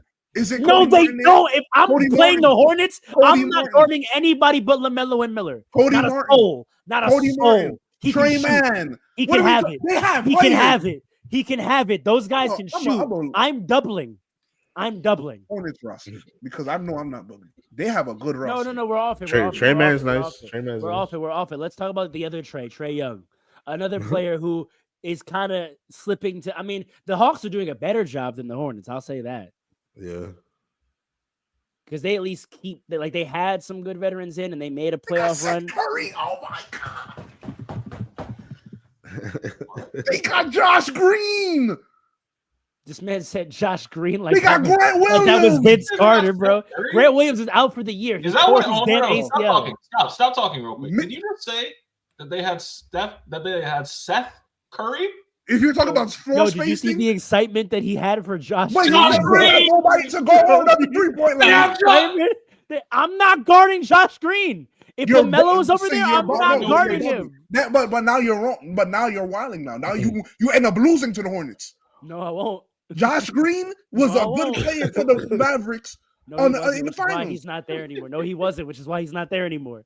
which is why he's not there anymore. No, he wasn't. We potted about how he was one of those guys that can't shoot for the Mavericks, which is why they couldn't score. No, that's not true. We're talking about Derrick Jones. Pull the tape, but we're off this. Trey Young. My son Trey Young got violated. What's his stats? My son. No, you're not allowed to claim claim Trey Young. Paul's not allowed to claim Trey Young. I'm not going to allow that. You're not going to gaslight me. You're not going to I don't want to do that either. You don't get to claim Trey Young. No, stay over there. Stay on that side. 10. All right, 22 and 11. I'm sorry. 22 and a half and 11.4. 34% shooting, 40% from the field. The Trey Young head is crazy. I feel like they're punishing him this year because they feel like he's selling. He is selling. But he has a right to sell. Yeah, of course. Who would you put him over? Darius Garland? Yes. Darius Garland does not deserve the spot. I understand them getting 3. Yeah. But it's tough, bro. I don't it's definitely Mobley over Garland. So Garland's got to bounce. It is Mobley over Garland for sure. He deserves just. And you know what? I'm gonna say this too. If the Cavs get 3, get my son Luguentz Dort out here. All right. Montreal. Yo, no. I don't believe Hero should be there. No, Hero. Really? I initially thought so too. No, and I still kind of think so, but I don't like it, bro. I don't like it. When we're talking about Trey, bro, I don't like it. What's the averaging again? Hold on. They're only 2 games separated in the games behind column, bro. I don't like it at all. I don't think we have to choose. Darius Garland should be there. He should be. But if you're gonna give them 3 because of the record, which I'm fine with, cool, and then get Hero out of there. He's balling. He's balling. Tyler Hero, you cannot deny that. No, he is. No one said he's not. He's not balling more than Trey. That's a fact. I'm looking at Darius Garland versus Trey and Tyler Hero. Tyler Hero's a lock to me. No way. Lock is crazy. Lock is crazy. Lock. He's the only reason with this Jimmy Butler situation that they're even relevant. Yeah, because Bam has been playing really well. Bam is ass, and I've been saying this for years. It really. Yeah. I think I agree with Paul. No, he's not. When we name it, it's going to be called Andre is right. Because all this episode has been me being like, remember when I said that? Yeah, all right. That's exactly, bro. We're definitely not naming it that, but you think you said everything. You think you said everything first. This guy's crazy. I didn't say I said it first, but I said it best. I'll tell you that. Stop. Soldier Boy. This guy's nuts. Yeah. I think I agree with Paul. I think Tyler Hero's a lot. Yeah. I don't know about he's a lock. But I mean, if I'll give it to you. I'll give it that. I don't know if he's a lock. Who are the Cavaliers? The Atlanta Hawks? The 2015 Atlanta Hawks? We're not giving them that many. They shouldn't have 3. That's a T. No, honestly, they got the reason they got the 3 is a big man. The East has no. We went over this last week. The reason they got 3 is because they have no big men out there in the East. You know what I don't like about it? Tyler Hero is putting up Kyrie book numbers in the East, and we said that wasn't good enough to be an All-Star in the West. We didn't. That's what. No, when I say we, I'm talking about like the voters, right? That's what I don't like about it, because he's having the exact same season that Kyrie and Book are having, maybe a little worse than Book. So why? So how does he get in? That's what I don't like. Yeah. That's what I don't like. If we're talking about guards in the league, he's not even having a top 10 individual season. So how does he get to All-Star? I understand. I'm not mad at you. I don't know, man. Darius Garner should not be there. Darius Garner deserves to be there just as much as Jalen Williams, in my opinion. But you know what it is, which is not at all, right? He's more of an all-star guard, right? Like heavy on the star. Like that's he's getting that treatment. He's Garland. He's an all-star guard, right? Like he is the star guard for the best team in the league. Like that's what he gets in. Second one. Wait, so hear me out. Let me know if y'all disagree. But because there's so much talent, and the league is even thinking about expanding, like expansion teams and stuff, maybe they should start to have like 15 people. 15 I agree. You can't. How you gonna get 15 guys in a game? Yeah, I mean, you could do it. You could give some guys like 2 minutes at the end of the quarter. I don't know. That's embarrassing though. To be the you know how when the bench gets in when the game is over for just 2 minutes at the end of the game.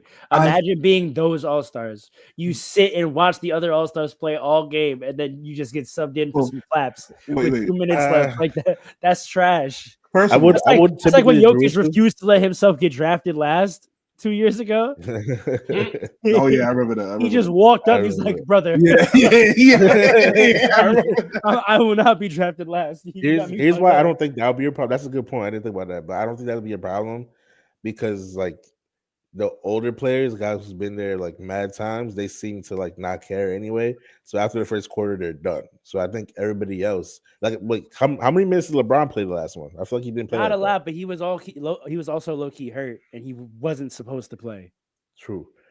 So I do feel like the man understands his responsibilities.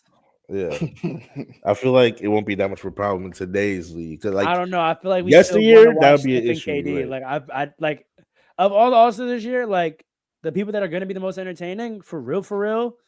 Dame, Steph, KD,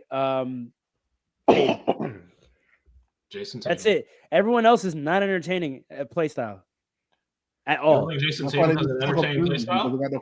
I said the only people that I would be like I'm excited to watch play in this All-Star game is Dame, KD, Steph, and Tatum. Because Ant doesn't take it seriously enough. He's not going to try to do nothing. And everyone else, I mean, Vic, if they want to throw him some crazy lobs, that might be fun to watch. But everyone else is just going to like kind of play basketball. See, here's the thing, right? I think Vic will take it seriously, actually. Who? Now, Victor Wembanyama. No, he will. Like he's gonna get some blocks, and they're gonna throw him some crazy lobs. So he's gonna be interesting and fun to watch. So I would say those are the only 5 players I care about watching, and that's not. And so those extra 3 guys on each team that you want to put on, I'm not gonna care about watching those guys. Like here's the thing. Except in this year, it would be the Books, the Kyries. Those would be the fun guys to watch. Trae Young, those would be the fun guys to watch. Don't forget, it's also a new format this year. I know. That's what I was just about to say. Regardless. The first thing, right? It is a new format. I was gonna say, so we don't know how it's gonna look and all. Yeah, it's corny, but whatever. That's the first thing. The second thing, like you said, Pharaoh, most of these guys do not care anyway. So, like even the young players you're seeing, most of them don't care. So I don't think they would care about getting out there for like 5-10 minutes. Like they care about not being embarrassed. They don't care to put on, but they care about not being embarrassed. Yes, you can. How you gonna get embarrassed with this old defense? No, it's embarrassing to be put in as a literal bench warmer. You're not a literal bench warmer. You're an all-star. You are in that scenario. If you don't come in at any point in the game until the last 2 minutes of the game, you're a bench warmer. You think these people care about being an injury reserve like that? They don't view it like that. What do you mean? No, but you get to play. These guys are going to play. No, stop, Paul. You got to come on now, bro. It's not a real game. It's an All-Star game, and they don't care about the All-Star game. No, but I think you're dragging how much they don't care, but they don't care to play hard and like get any clout off how they play in the All-Star game. But there are universal basketball scenarios that are embarrassing that these guys are not going to allow to happen to them. And riding bench all game and then coming into a game with 2 minutes left, I don't care what kind of game it is. Anytime that is the scenario you're in, you are looked at a certain way. I don't think that they're going to. No matter the context or whatever, like. If you sit on a bench the whole game, that's not gonna. You come in a game with the last 2 minutes, you look crazy. That's not gonna happen. It's an All-Star game. That will never happen to anybody in any. I would hope not, but with Allen's idea, I think it's hard in the traditional format, not the new one. But in the traditional format, I think it's hard to get 15 guys into a game. I disagree. 15 guys. You're gonna be subbing. Yeah, but you're going to be subbing every 3 minutes, and that's boring to watch also. It's boring already. That's what I'm trying to say. Like, you're thinking that it's competitive. No, I'm not. I'm just saying, like, I don't want to do more things that make it whack. Like that would make it further whack. Like, but if you're talking about just the what's the word? The dignity and the... Yes, that is what I'm talking about. No, not of the game, of being named an All-Star. Yeah. Then... It's worth it at that point because the game. Because then they're gonna the narrative is gonna start that you got one of the expansion spots. No, you wouldn't have made it the original 12. Tell me not, Shaq wouldn't say that.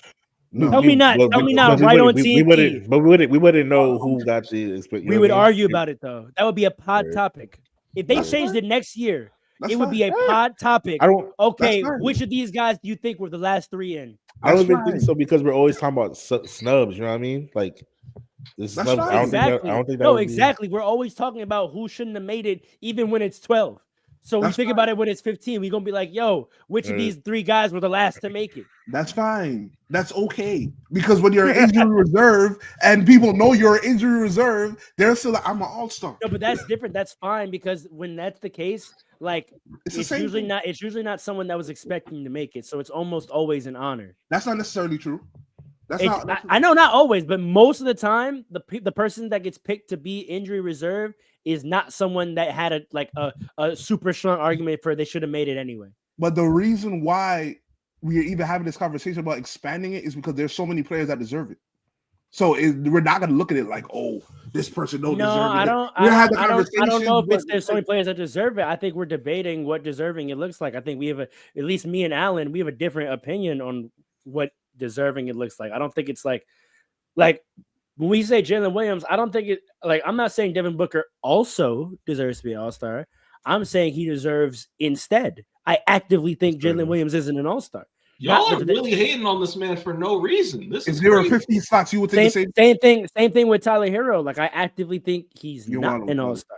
Like I think there are people having better individual seasons than him. Now he's a really, really good player, and I don't think it's egregious that he got the spot.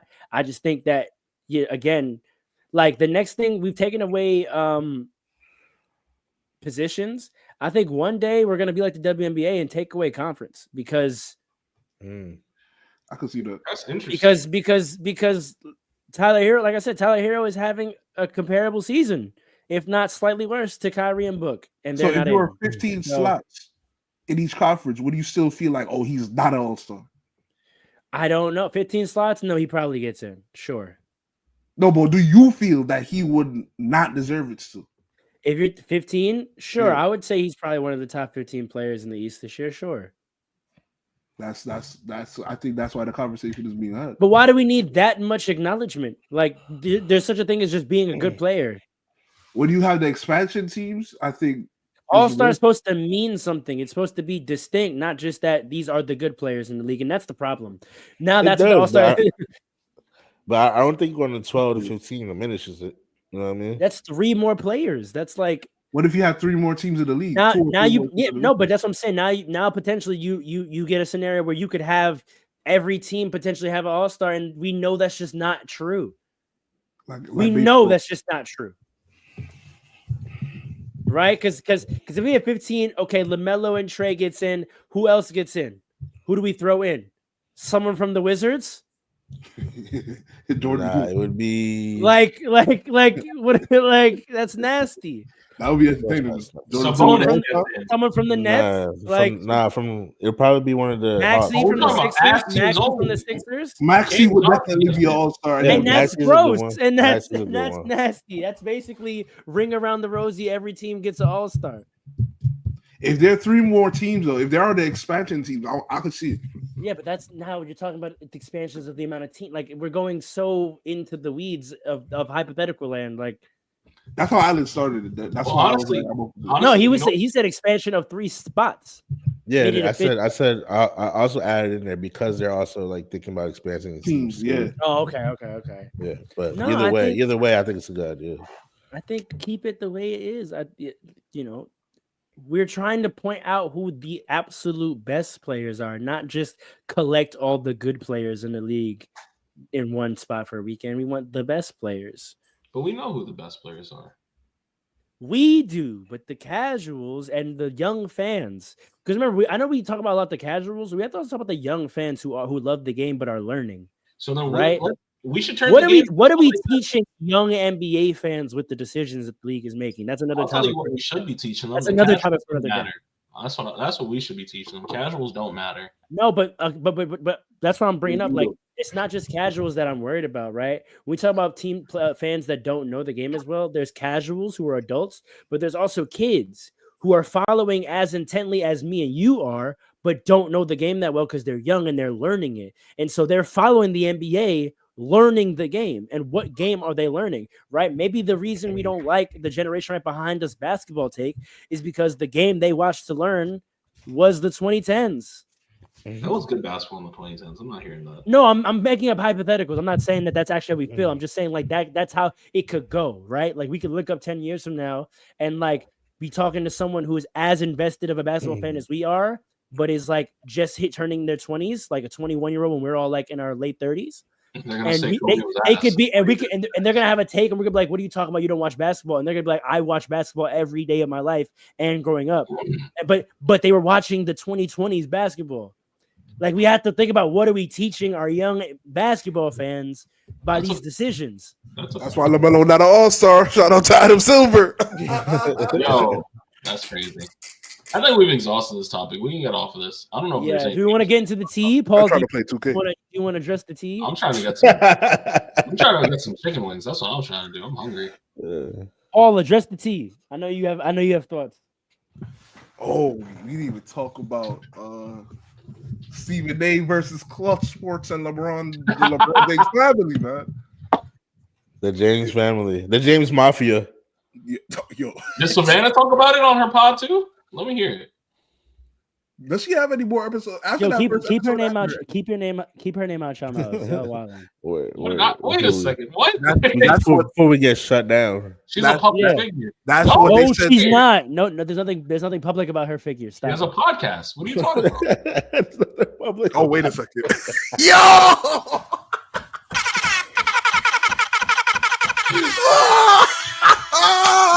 Chill out, Mark Jackson. I rap. Chill out, Mark Jackson. I rap. Chill out, Mark Jackson. Anyway, out the park, he said. In case you didn't know, I rap. With all the respect. All due respect. No, my comment was actually respectful though. It was. Yeah, that's gotta be an all-time like greatest clip ever, bro. All due respect. No, the best part of it is the silence after, because you know him and Stephen Levy were like.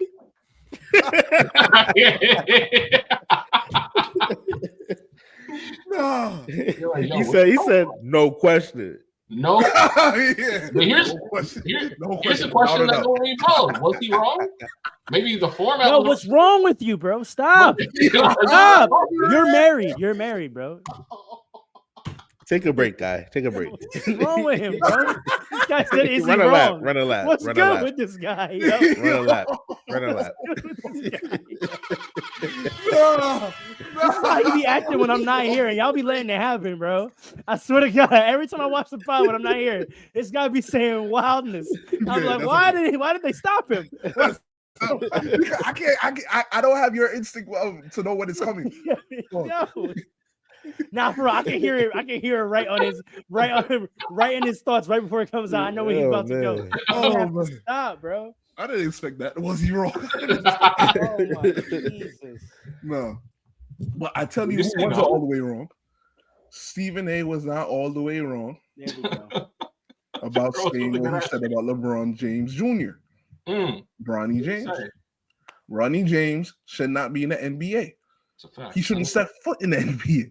He should continue the whole year. No.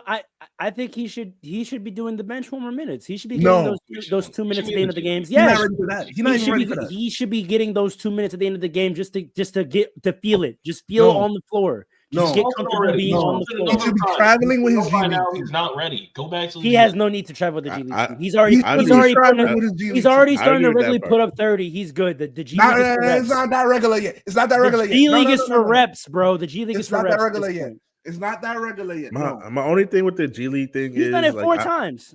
That's not that regular in a whole year. If you part of the team, be part of the team, bro. That was crazy to me. What he doesn't. He's he not. doesn't travel But he's away not. games. But he's not. And that's the problem. That's crazy. And it's because of That is LeBron crazy. James and Stephen A is right. No, but that's not uncommon. They sent what's Is it that not? kid over in Memphis? They sent the Reed kid down to do what? Go get 40 real quick to get some confidence. Yeah, for like a game or two. And that's what he did. And that's what he did. He went down there. They got He him went down there to score 40 a couple times, and now he's good. That's what Bronny's doing. No, I have no problem with that, but they got That's not him what's happening. doing only home games and not doing like if you like you got that's crazy. No, but You- you just agreed that it was okay when Memphis did it. That's no. Yeah, because they sent him down for a period, like a specific period of time. We're going to see you down there for like you 2-4 think he was games going on? You think he was and going on come the back. road during that period? But that It was don't a matter. small period of Why does it's a it small not matter period for rule. him, but it matters for Bronny? Because you got designated games. They got you on the G League team for the whole season, but you only playing the home games. He's a two-way player. That's how a two-way works. They got him in the It's G not League because two-way. they know he's Wait, not an time out. Do NBA y'all know player Austin, yet. Time out. Do y'all know Austin Reeves did this exact same thing? The exact He only same played. He only played whole games. They sent him down there for the whole season and saying you're playing every home game. The first time he played, they didn't say that it wasn't as much of the plan for him, but the first time he played well in the NBA game, they said, "Oh yeah, you're not going anywhere. You're gonna be right with us. And when we're gonna send you down there to keep getting your reps in G League, but when you're with us, you're with us. You're not going on the road with no." And because why? Because Reeves showed that he belongs in the NBA, but he was young and they wanted him to get reps. Fact. Bronny is not an NBA player. But what's wrong with having that be his plan? This is the plan for you. This is our development plan. We've done this with players before. No, they haven't. We just said we did it with Austin Reeves. I just said it. Reeves had to prove that he was worthy of it. Bronny's getting it just because of his name. It's different. That's not what I'm arguing. I'm saying if that's how we operate as a team, when we draft a player and we look at them and we look, I know they don't do it for everybody. So why do you do it with Bronny? Bronny's not nice enough for that. So what? Exactly. We're not arguing that. Wait, Paul, we're not arguing that though. We're arguing whether it's good for him or not. It's not good for him. It's not good for him. Okay, so let's stay there. We're not talking about whether he deserves it. Is it good for him? I'm saying it's fine because it worked for Austin Reeves. And other teams are doing that. And other teams are doing that exact same development plan for their young players. So why is it a bad? But why is it a bad plan for him? You have to. It's a bad because these players are better than Bronny. That is not to tell me why it's bad for him. Yes, it does. Why is it bad for him? That is because why is it bad for him? It's bad for Bronny because Bronny needs to continue to develop way more than those players did. Any player that these franchises do that for, they showed, even in garbage minutes, they showed, oh, this player could be something. Let's work with this guy and make sure that he's not too far from the NBA team, right? But he still gets his rep with the G League team. That's what they're doing with Bronny, who has played trash in the NBA. And he was playing trash in the G League until recently. So let him, and then he came to the NBA. He did not play trash in the G League. What are you talking about? Until recently. No, you're wrong. You're wrong. He had bad games in the G League when he just got You're wrong. You're wrong. That's incorrect. That's incorrect. Factually. That's incorrect. So he didn't have bad games when he went to the G League first? No. They weren't clowning him for the bad games he was having in the G League when he just got there? No. I honestly don't remember. I remember he had bad games in the summer league. I do not remember it. Yeah, bad games in the summer league. In G League, he plays regular, like fine, or the best player on the team. That's what he oscillates for. He doesn't have bad Regular games fine. down there. He plays regular, fine, Regular or fine. great. He goes Regular regular fine, fine, regular fine, great, regular fine, great, regular fine, great. Regular fine. 6 points, 22% shooting, regular fine. 4 points, 20% shooting, regular fine. How many Six- shot attempts? Don't just give me percentage. That's out of context. 2 for 9 and 2 for 10. That's not fine. Getting Point reps. blank. Getting You reps. see, you're being biased. You are being biased because that's ridiculous. I'm getting That's reps. not fine. That's bad. I'm getting reps. That's a bad game. He started off bad and he just started putting up good numbers. What are we talking about? Hey man, I feel like he's getting reps. He needs to continue to get reps. I mean, but he's not good enough. simply put, there are guys that play down the G League that never touch 30. So him going down there as a rookie and putting up 30 multiple times in the G League like that, he's clearly better than what y'all want to think he is. No, he needs my whole thing is better.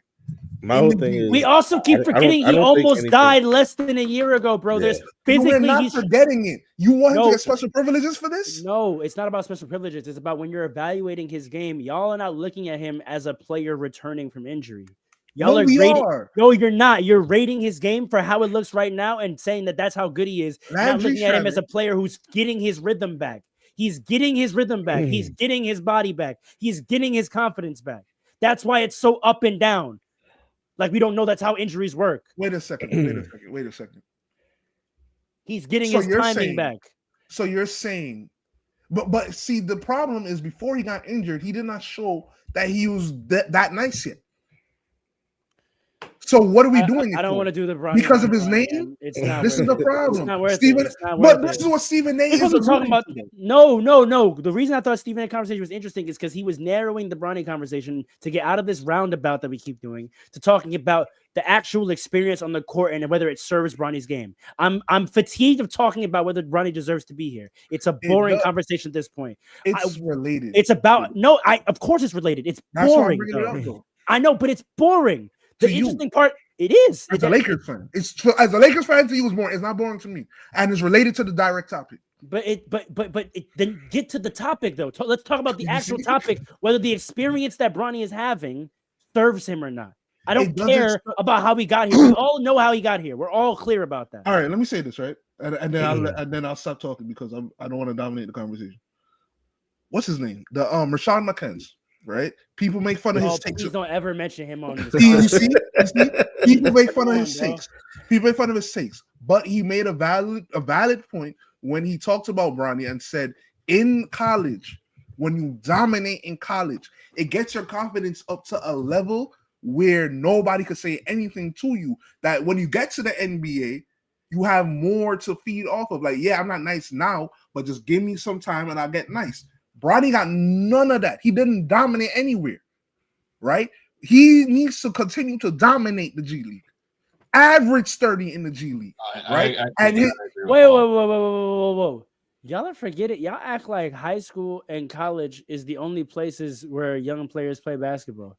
Are we forgetting? He didn't dominate anywhere. You're wrong. How am I wrong? How am I wrong? What are you dominating? So he didn't go crazy in tournaments every summer. We're not talking about that. I'm talking about why. See, okay, now we don't want to talk about when there is film of him. There is film of him being dominant. There is experiences he's had. If you cut me off midpoint, yeah, you're right. You're going to be right because I didn't make my point. My point is he doesn't have to go off of Paul's point. When you go to college or when you're playing in the G League, you're now exposed to a higher level of competition. Where that's where you need to dominate. I'm not saying he didn't dominate before. I'm not saying he didn't show. Paul did. I'm saying that. I'm saying the tournament is only a few games. All right, fine. It was every year, and he did multiple tournaments. What are you talking about? All summer, every summer. Even if all summer, he got to do it for a league. Hold on. This is where Paul is correct. This is where Paul is correct. He does need to dominate in the G League because of that reason. He's never had a situation where he's been able to dominate the competition consistently that are at his level.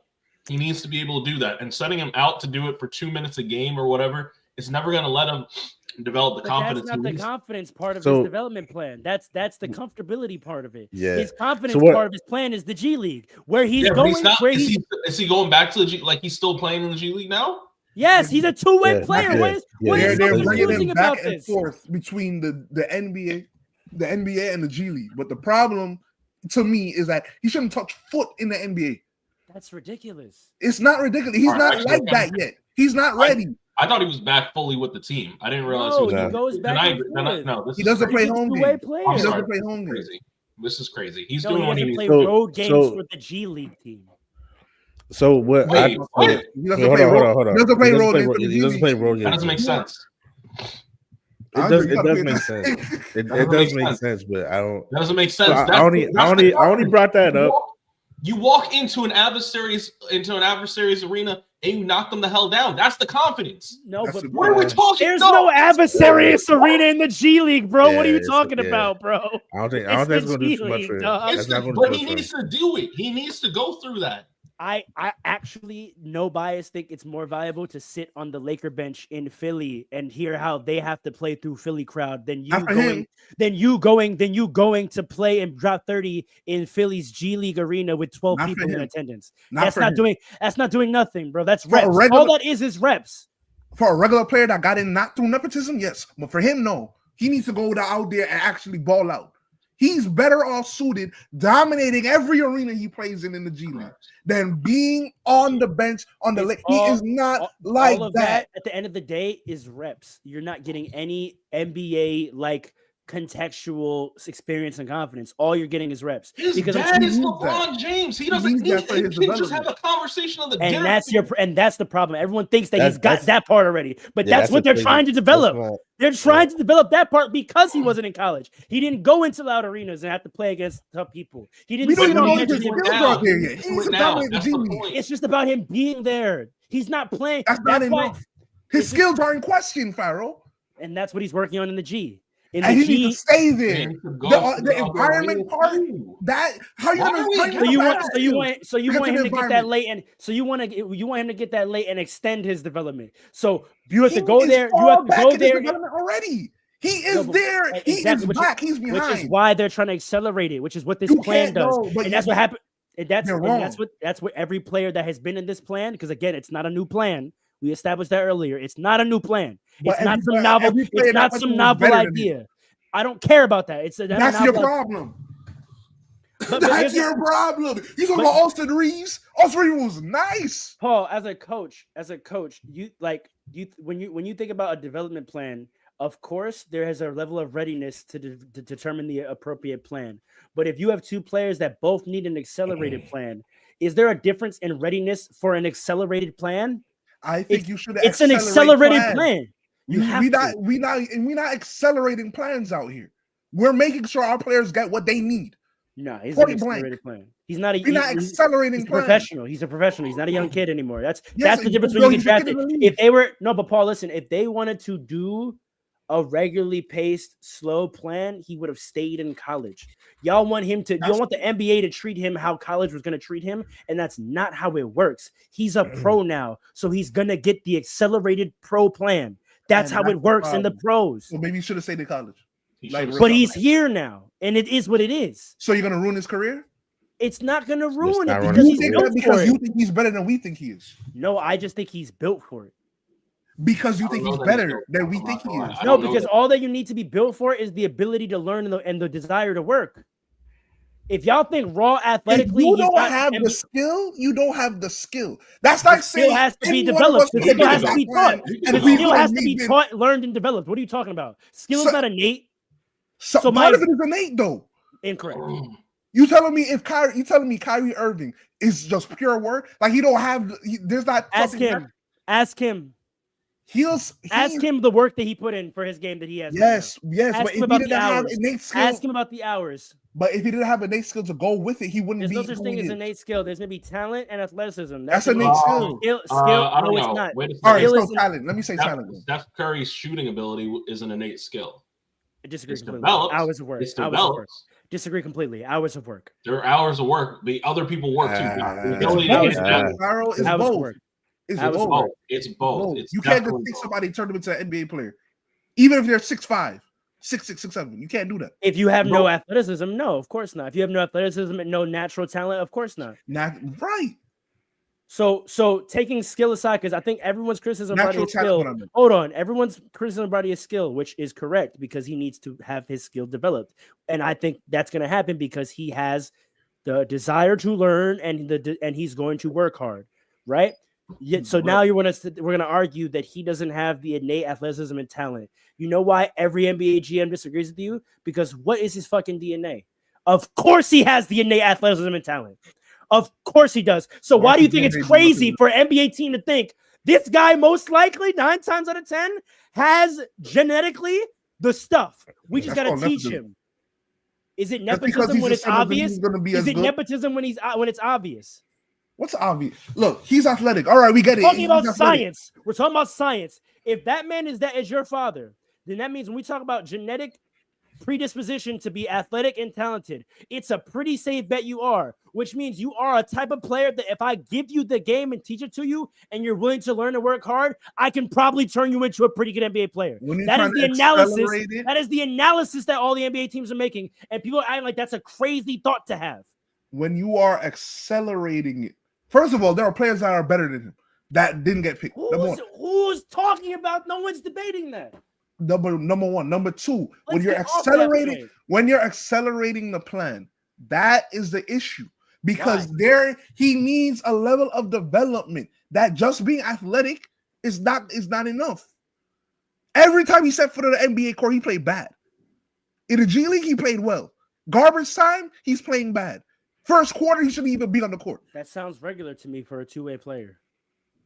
What do you mean they don't get the opportunities like that?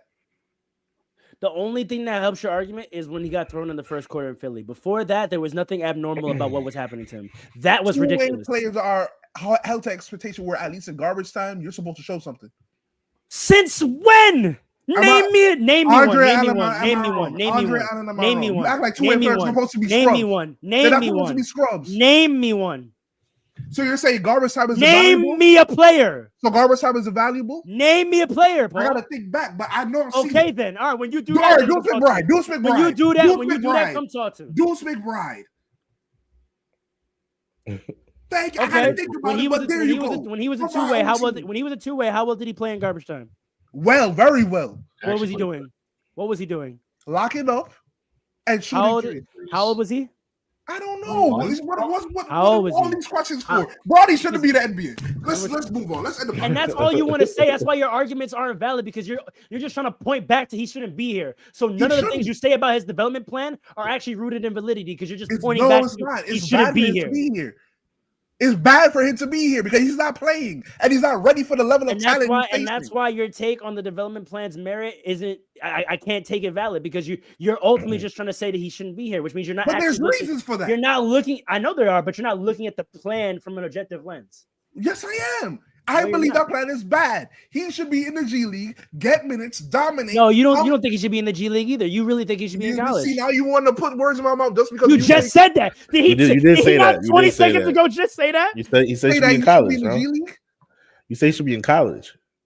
No, because he said that once you're in the G League, you're a player, you're a pro, you're a professional. So we don't hold you to these expectations where we're developing you like that. It should be accelerated. Using his logic, sure he should be in college, but since he's here, then we gonna put you on the plan that we put players on. This is what we do. Players that deserve it get put on that plan. He doesn't deserve it yet. He got it because of his name. I'm not trying to go. Well, all right. So I'm not debating that. We hear you. We hear you. Gotta go past that. You gotta go past that. I'm over it. No, I told him 10 times. I'm not trying to do that. Like you gotta go past that. I'm over it, bro. That's not what I'm talking about. Yes, he gets the nod. Yes, he gets the favoritism. Yes, he gets the nepotism. We don't care anymore. We don't. Yes, we do. Yes, we do. I mean, that's why the plan is the plan. No, it's not. That's what I disagree. He's on the plan because of his name. That's what I keep trying to debate you. This plan is the standard plan. People are acting like this plan. No, but that doesn't make the plan not standard. Just because you think he shouldn't be on it, it's still the standard plan. It's for a player of his caliber. So what? It's exactly. You say that, and that's ridiculous to me. That's absurd to me. How could we say that? If we really care about his development, we shouldn't be putting him on a because what's done is done. That's made for I think it'd actually be more than him. disrespectful. I think it'd actually be more disrespectful if we drafted him and we shouldn't, right? At least put him in the test and in the circumstances that a player that deserved to be drafted would be in. Listen. This is the. But no, listen. Hear me out. When we draft a player and we're gonna do him two-way, this is the plan. This is what we expect from you. You won't have to play in these G League games, get your reps, and you got to be ready for us to throw you in an NBA game at any moment. That is what it is. And if we draft you here, that's what we're going to do for you. I think it'd be more disrespectful. It'd be more favoritism for us to be babying him through the NBA.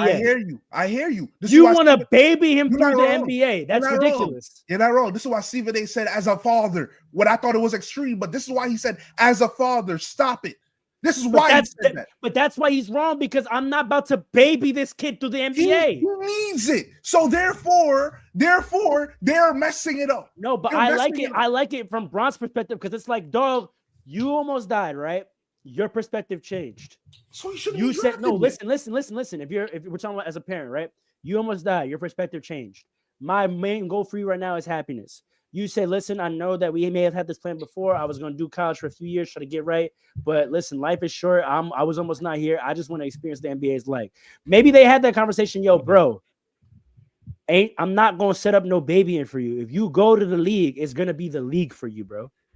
Like, I'm not setting up no special type of timeline. I'm not asking the Lakers for no special type of setup where you can sort of slow walk your way until you find your way back. If you go to league now, you will have to find your way back to finding yourself in the league, in the way that the league is set up. I respect that 10 times more than saying, draft my son and I'm going to hold his hand during his development. No. If he wants to go to league, if it was his decision, hey, man, I don't know if I'm going to be here forever. I want to test league. I bet. Here's what the league is like. This is the league's development plan. It's fast. You might get thrown in the game. If you're a two-way player, you got to be ready that I might say, hey, we're going to need you for some first quarter minutes. It is what it is. That's the league, bro. I respect that 10 times more. Happiness is fleeting. Purpose, so is life. Fulfillment, duty, those type of things are actually what makes you fulfilled and live a great life. I gotta let him figure that out for himself. He's 18 years old. That's not what happened. He's 19 years old. He's 19 years old. He's got to learn that himself. They pushed him into the NBA. No, stop it. No, they did not. That's ridiculous. I don't know if he got pushed. That's a crazy thought. I think he made a decision. I think he made a decision. He wanted it, and his father said, "I'm gonna make it happen." Honestly, so he wanted it. And the father said, "I'm gonna make it happen." No, but he wanted it. If the father didn't make it happen, it wouldn't have happened. Go, Andre. Why are you stuck on that? We agreed. We all agree on that, bro. Get over it. But like, so this is why. This is why LeVar Ball deserves his flowers. Low-key.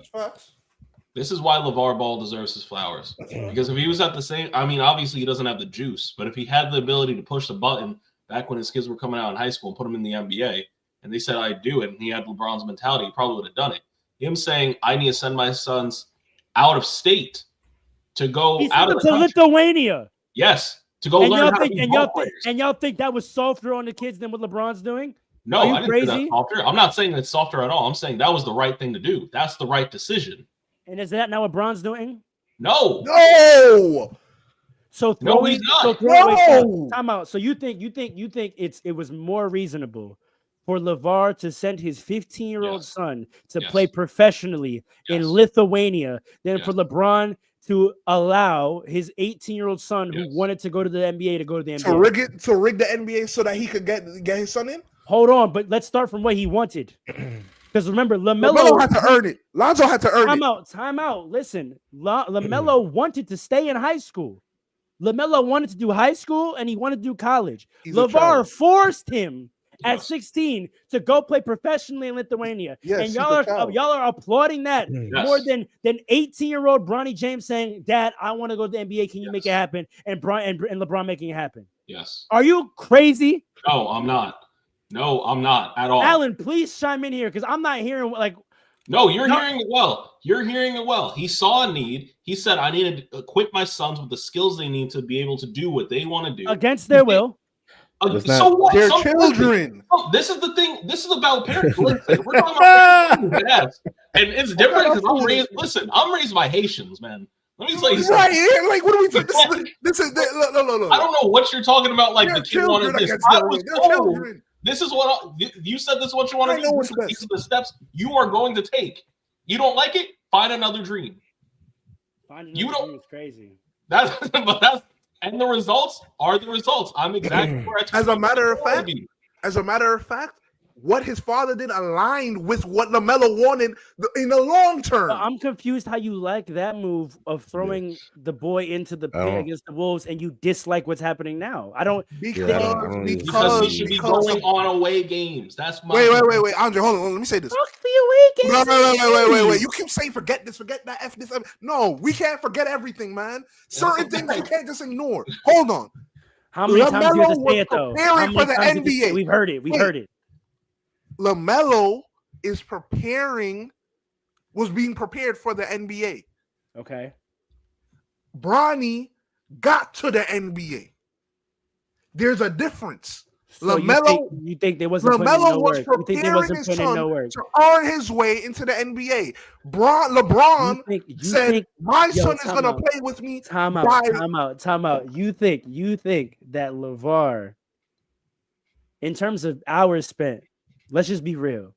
You think LeVar put in more hours getting LaMelo ready for the NBA than LeBron has done with Bronny? We're not talking about training. We're not talking about why not? Because you're talking about getting ready for the NBA. Are you not? Are you not? Are you not? How many runs do you think they had at the crib? Let's be real. Let's be serious. Oh my God! I'm being complete. No, I'm being 100%. I'm being dead ass. I 100% do. I don't know about that. I 100%. I don't know about. I'm not going to. LeVar dedicated LeVar had it televised how much time he was spending with his kids prepping them. It was content. LeBron didn't. All right, so LeBron should have taped it. Getting Bronny ready, episode 2. What's wrong with you, bro? He taped everything else. He taped everything else. No, he didn't. How many documentaries has he done in that time? Come on, man. He has a whole other podcast. He had time to go sit down and sit wine with JJ Redick colluding to make this man a coach of his team. He doesn't have time to demonstrate that he's preparing his son for basketball. Maybe if he did that, then people wouldn't be questioning Bronny right now like Paul is. Listen, I'm not talking about, he trained him more because we know that gameplay is what gets you ready the most. So why you bring that up? I just don't. No, I say it to say like there's some distinction in the philosophy that you guys find that I'm not finding, because in both scenarios I see two fathers saying you need to go through adversity. No. And develop your game. Like why are y'all mad that Bron is standing by allowing his son to go through rough times in his basketball journey? Why are we upset about that? Because he set his son up. And if he's like that, he's gonna figure it out. He knows he's not like that yet. And maybe this is the best way for Bronny to learn it himself instead of Bron having to sit him down and saying, "Son, it's over." Instead of maybe that is what developing it is. Him, and maybe the amount of mental work that you gotta do to think of that scenario is crazy. To your point. No, but Paul, to your point, if I have to craft some once-in-a-lifetime novel, slow development plan to turn you into an NBA player, then you don't deserve to be an NBA player. Correct. I'm going to give you the standard NBA development plan, Bronny. I did some strings for you to get here, but that's it. I got you here. You now have to go through the development plan of everyone else. And if it works for you, you are ready and you deserve to be here. If it doesn't, I'm sorry, son, you're not like that. And y'all have a problem with that. Yes, why would you set your son up like that? I do. Is it setting him up or is it being real? That's not being real because he wouldn't even be in the NBA. He wouldn't even be in the NBA. Was it setting LaMelo up when he was getting dogged that first year he was in Lithuania, getting absolutely manhandled at 15 years old? No, because that wasn't the goal. The goal wasn't to be in Lithuania. The goal is to be in the NBA, and Lithuania was to prepare him for that. Honestly, it was getting dogged that prepared him. You needed that adversity. Not everyone. You don't get prepared in the NBA. You don't get prepared in the NBA for the NBA. Both parts of their mouth. I'm talking at the same side. The NBA. I don't see my problem is I don't see Bronny having any adversity. He's sitting through garbage minutes. That's not adversity. He just got 40 put on him by Tyrese Maxey on national television. You on national television, he just got 40 put on his head. He's not sitting through the whole game. That don't even help your team. That don't even help your team. So no, it was a terrible coaching decision. I agree, but we're talking about how many minutes of that game did he play for real? 15. He played way too much. That means he's not getting that whole 40 piece. No, but a lot of it started with him. A lot of it started with him. He was getting cooked. Which is why I say he got set up. Why are you setting him up like that? But why is it for him? I don't think that's a setup. Why do you want him babied? Why do you want a baby? I don't want him babied. Why was he? Wait. So you draft players to set them up for failure? Dropped on him. I need him to learn. No, Paul. Carl, can I ask you a question? No. But if you're gonna take a shot, on I wasn't saying no. You can't ask me a question. I'm answering your question. The question is no. I don't draft players to set them up. But if I'm drafting someone and it's a reach, I'm not gonna try to listen. If I'm taking a reach, I'm only extending myself, but so much. Me drafting you where I did, that was the extent of my grace. That was the gamble I'm taking.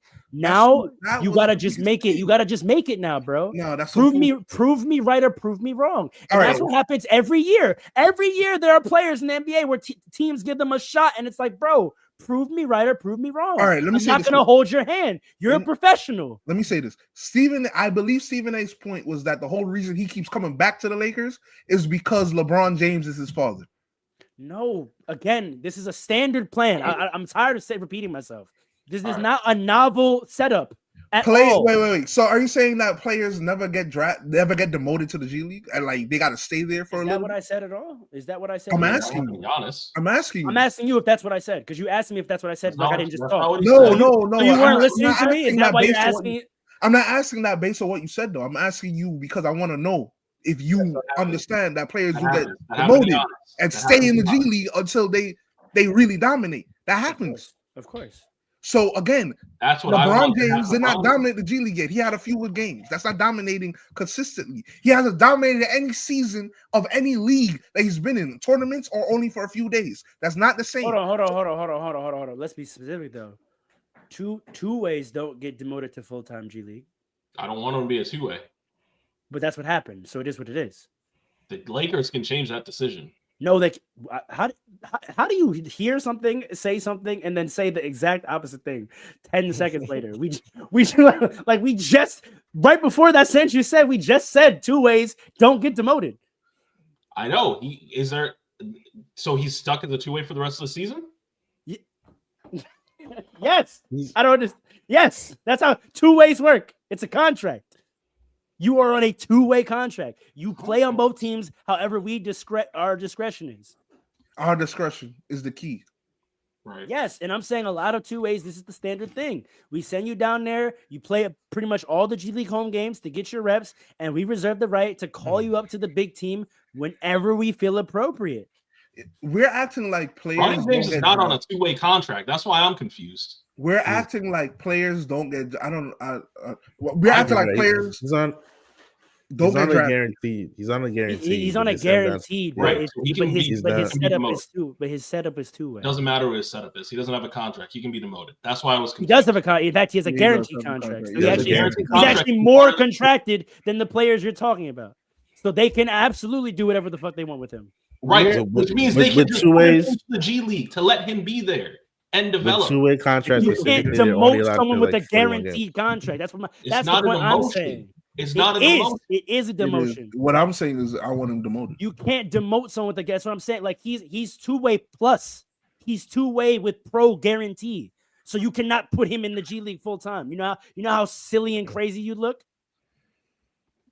You guaranteed money to a guy who's in the G League full time? So what? This is the wait, but you could do that though, right? No, okay. I mean, in theory, I guess you absolutely so do it. I guess you could. So do it. You drafted that's how a lot of so do it. You look silly putting him in the first. Wait, you look silly putting him in the first quarter. The guaranteed contract has nothing to do with where he plays. It's about compensation. No, but politically, putting him in the first quarter of a game. So wait, JJ Redick ain't someone who's playing full time. JJ Redick ain't look crazy putting him in the first quarter of that game. Absolutely. No, I agree. So since you talk about looking silly, let's try. Listen, no, that was dumb. Like players, that was dumb. I thought we were going to agree today. I really thought we were going to agree today because I thought that was dumb. But you wanted to take this moment to go on your soapbox again about how Brian shouldn't be here, and you got me tight, and we just started for an extra 30 minutes more than we had to. Stephen A's conversation is why we're here. Stephen A talked about a bigger issue that you don't want to talk about. You're evading it. Here's the problem. And this is the last thing I'm going to say. We act like players don't get drafted and teams don't work with the players to try and develop them to the best of their ability. Standard procedure, all of that aside, it could be put to the side. We drafted this player. Let's put him in a position where he could thrive. I've seen teams draft players late in the second round and they live in the G League. Why? Because they needed that. Because that's where their talent is. Bronny, that's where his talent is. He does not have to be traveling with the Lakers at all. Do you think that the players that are down in the G League, do you think some of them are being banished there? Go there and prove. Like you see. Hold on, because we got to think about what we've heard from pros, right? You think that all the players that are in the G League full time are there because the team thinks that's the best development plan for them? No, some people have been banished for sure. Right. So if you are actually super invested in a player, that's a valid question. So on the hierarchy, think about it. If we're looking at our organization, we're looking at our talent, right? And I'm building a hierarchy of who I'm invested in. Do you think that a player that I'm invested in high, am I more likely? Well, let's do two players. Let's put a player, no name, that I've assigned full time to the G League, and a player that I have going back and forth. Which one of those players do you think I'm higher on in my organizational hierarchy? Say that again. Sorry, I have young talent on my team, right? And I have say I'm Genie Bus, I'm Rob. I have these two teams, my developmental team and my varsity team, right? And I have a bunch of talent, right? Every year I rank my talent on who I'm invested in, right? And who I think is like the most valuable asset. Obviously, like LeBron and AD are up here, and guys like whoever 55 was that played in Washington 2 nights ago is down here, right? Like when those players are listed up and as terms of my value. Do you think I'm valuing the player that I have assigned to G League full-time more, or the player that I have going both ways? Pause. Is usually that player is Bronny James, right? But hold on, but see, no. So that's the thing. You all are the one that want to change things and make things special. That's the funny thing. Because you all keep needing your points with, but because it's Bronny, it's X, Y, Z. That's what happened. It is special. He's been getting special treatment since the moment he stepped in the league. No, but here's the thing. So, wait, let me land my point because I never actually got to my point, right? So traditionally, the guy that I'm more invested in is going to be the guy I have going back and forth, right? Right. So for you all to tell me it's a disservice to him to put him in the more highly invested in spot doesn't make sense. If I throw him down, listen, let me finish. If I throw him down the G League full time, that is actually a communication that I'm less invested in you than someone. All right, so now because I made the point, you want to disagree with the whole premise. Can you practice law without going to law school? What state are we in? That's so different. I'm not talking. No, see, don't do that. Don't do that. No, let's not do it. Let's just not do it. No, let's do it. Let's do it. Do you have the skills to practice? At hour two, I decline. At hour two, I decline to do it. At hour two, I decline to go there with you. I do. I respectfully decline the invitation. If you didn't go through those internships, would you have the ability? Respectfully decline. Would you have because you're not answering the question. The answer is no. Of course not. I respectfully decline the That's crazy. This analogy. That's crazy. You know why? Because unless you have those experiences, putting you in that situation, you're just not prepared for. Putting you in that situation where you need to be on a big platform and getting those minutes or having 15 minutes against the 76ers, you're not ready for. I agree with you. And here's the thing. See, Fire wants to ignore the skill level and how Bronny got there. Every time I bring it up, he's like, I don't care. And that's not good. That's disingenuous to this honest conversation. Because who he is why we're saying he should be in the G League. Listen, exactly. Wait. Your scenario. Say that again. Your scenario. Your scenario that you just brought up about the investing, right? Which player would you be more invested in? Mm-hmm. Usually, the player that's a two-way, you will be more invested in because he's better and he has more promise. Right? Yeah. Bronny is not at the level skill-wise to be there. So therefore, wait. No. So he would be better off suited developing in the G League, then getting that two-way treatment so that he will be prepared to succeed. It's not about specialized treatment. It's about actually invested in Bronny for real. Not what they're doing right now. This is why Stephen A. said as a father. Well, I should invest in him for real by being less invested in him for a little bit until he's ready. It's not less invested if that's what it's guaranteed contract. We just said it. We said on the hierarchy, the guy that's playing their two-way is what I'm trying to say. Is lower of a priority on the team. He's a lower priority on the team than the guy. It's a different situation. It's a different situation. That's why I said it depends on who it is. That's why I said he got there because of his father. They're invested in him because of his father. And if they banish him to G League full time, then that tells me they're done with him. No, they're not banishing him full. No one's talking about full time. We're not saying for that. That's what Paul wants to do. Paul wants to send him there full time. I want to send him there for the rest of the season. That's for damn sure. We'll figure it out from there. That's full time. That's what I'm saying. Full time. I'm thinking full time the entirety of his contract. I don't want that. They sent him there full time. That's them saying we've given up.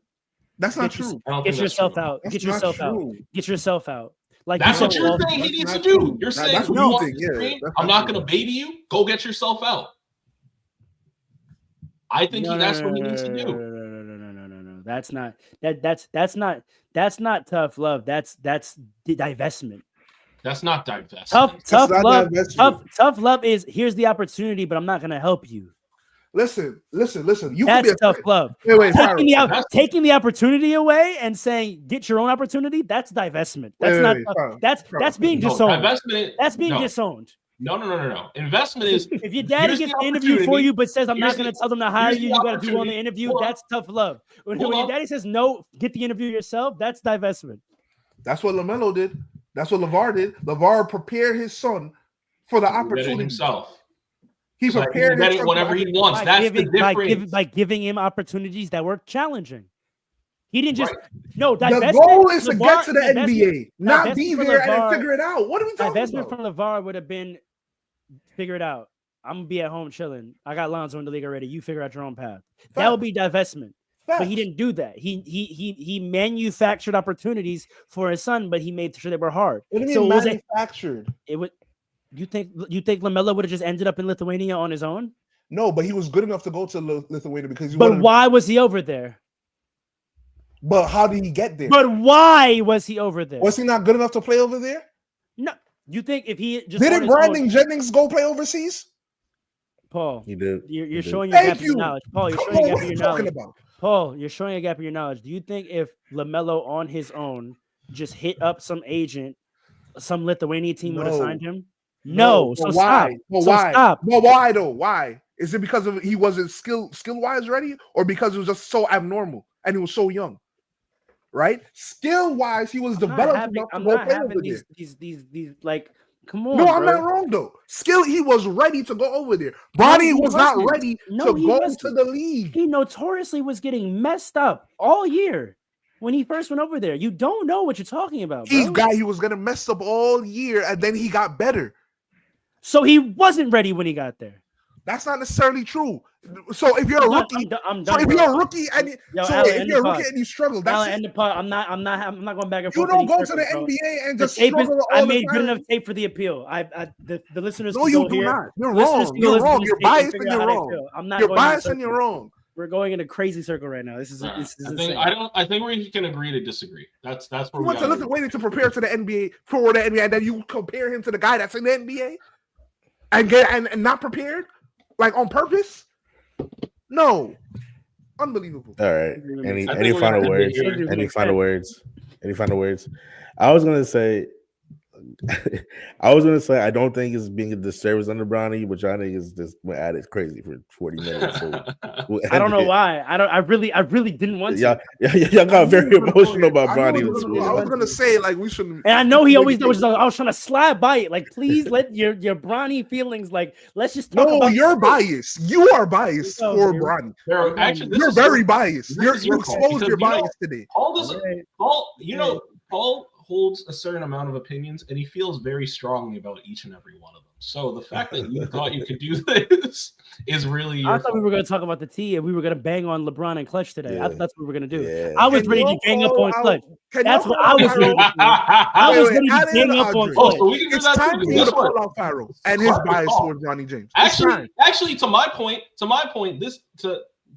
Clutch is soft, Braun is soft, all of that is soft. It's They're all over now. soft. We're done. It's too late. It's too not late. too The late. moment is missed. Paul hijacked the moment. This has been Fast Breaks. We out. Light it up. No, you too, nigga. It was the both of y'all. It was you too. We're not letting you away. Disingenuous. Call that man out. You love Bronny. Liar. The hostess with the most. I do love Bronny. What's wrong with loving Bronny? I don't get it. You're too biased. When you talk Shout about out him, to you're Bronny. biased. Shout out to Bronny. Bronny. Is Shout out right. to Bronny. Shout out to Bronny is Go do right. some away games for real. Bronny needs to go to the G League at average 30. That's not giving up on him because they'll bring him up right after that. All right, man. Deuceman Bryant averaged 30, I think, when he played in the G League. He thinks. did. No, ask Andre. Hasn't looked up a stat. I remember. Hasn't looked up a single stat. He went to the G League, averaged 30, and they were like, Alan, nah, click you ready? the button, bro. I bet you. No. All right. Hold on. Last thing. Oh my God. This is Alan, very you should last have thing. known this because you had the button the whole time. You could have did it. You could have did it. I axed out 7 times. He averaged 28, 5, You and 10. won't get to get out now, fam. Andre, say that again. 28, Say that. 5, All right, and Say that 10. again. Say that When again, I axed Andre. out, you said, no, we're here now. You got to do it. He's 5 talking over and you 10, because they man. don't want to hear. I'm not Say it. hearing this. Say it again. I'm not hearing this. Say it again. 5 and 10. 28, 5, and 10. What's Bronny doing? Can we please leave? That's the type of player you bring up. All right, Fast Breaks. It's been real. What are we talking about? You're Oh so my biased. God. This Lakers.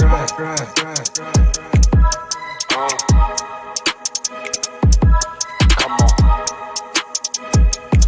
It's Fast Breaks. Listen.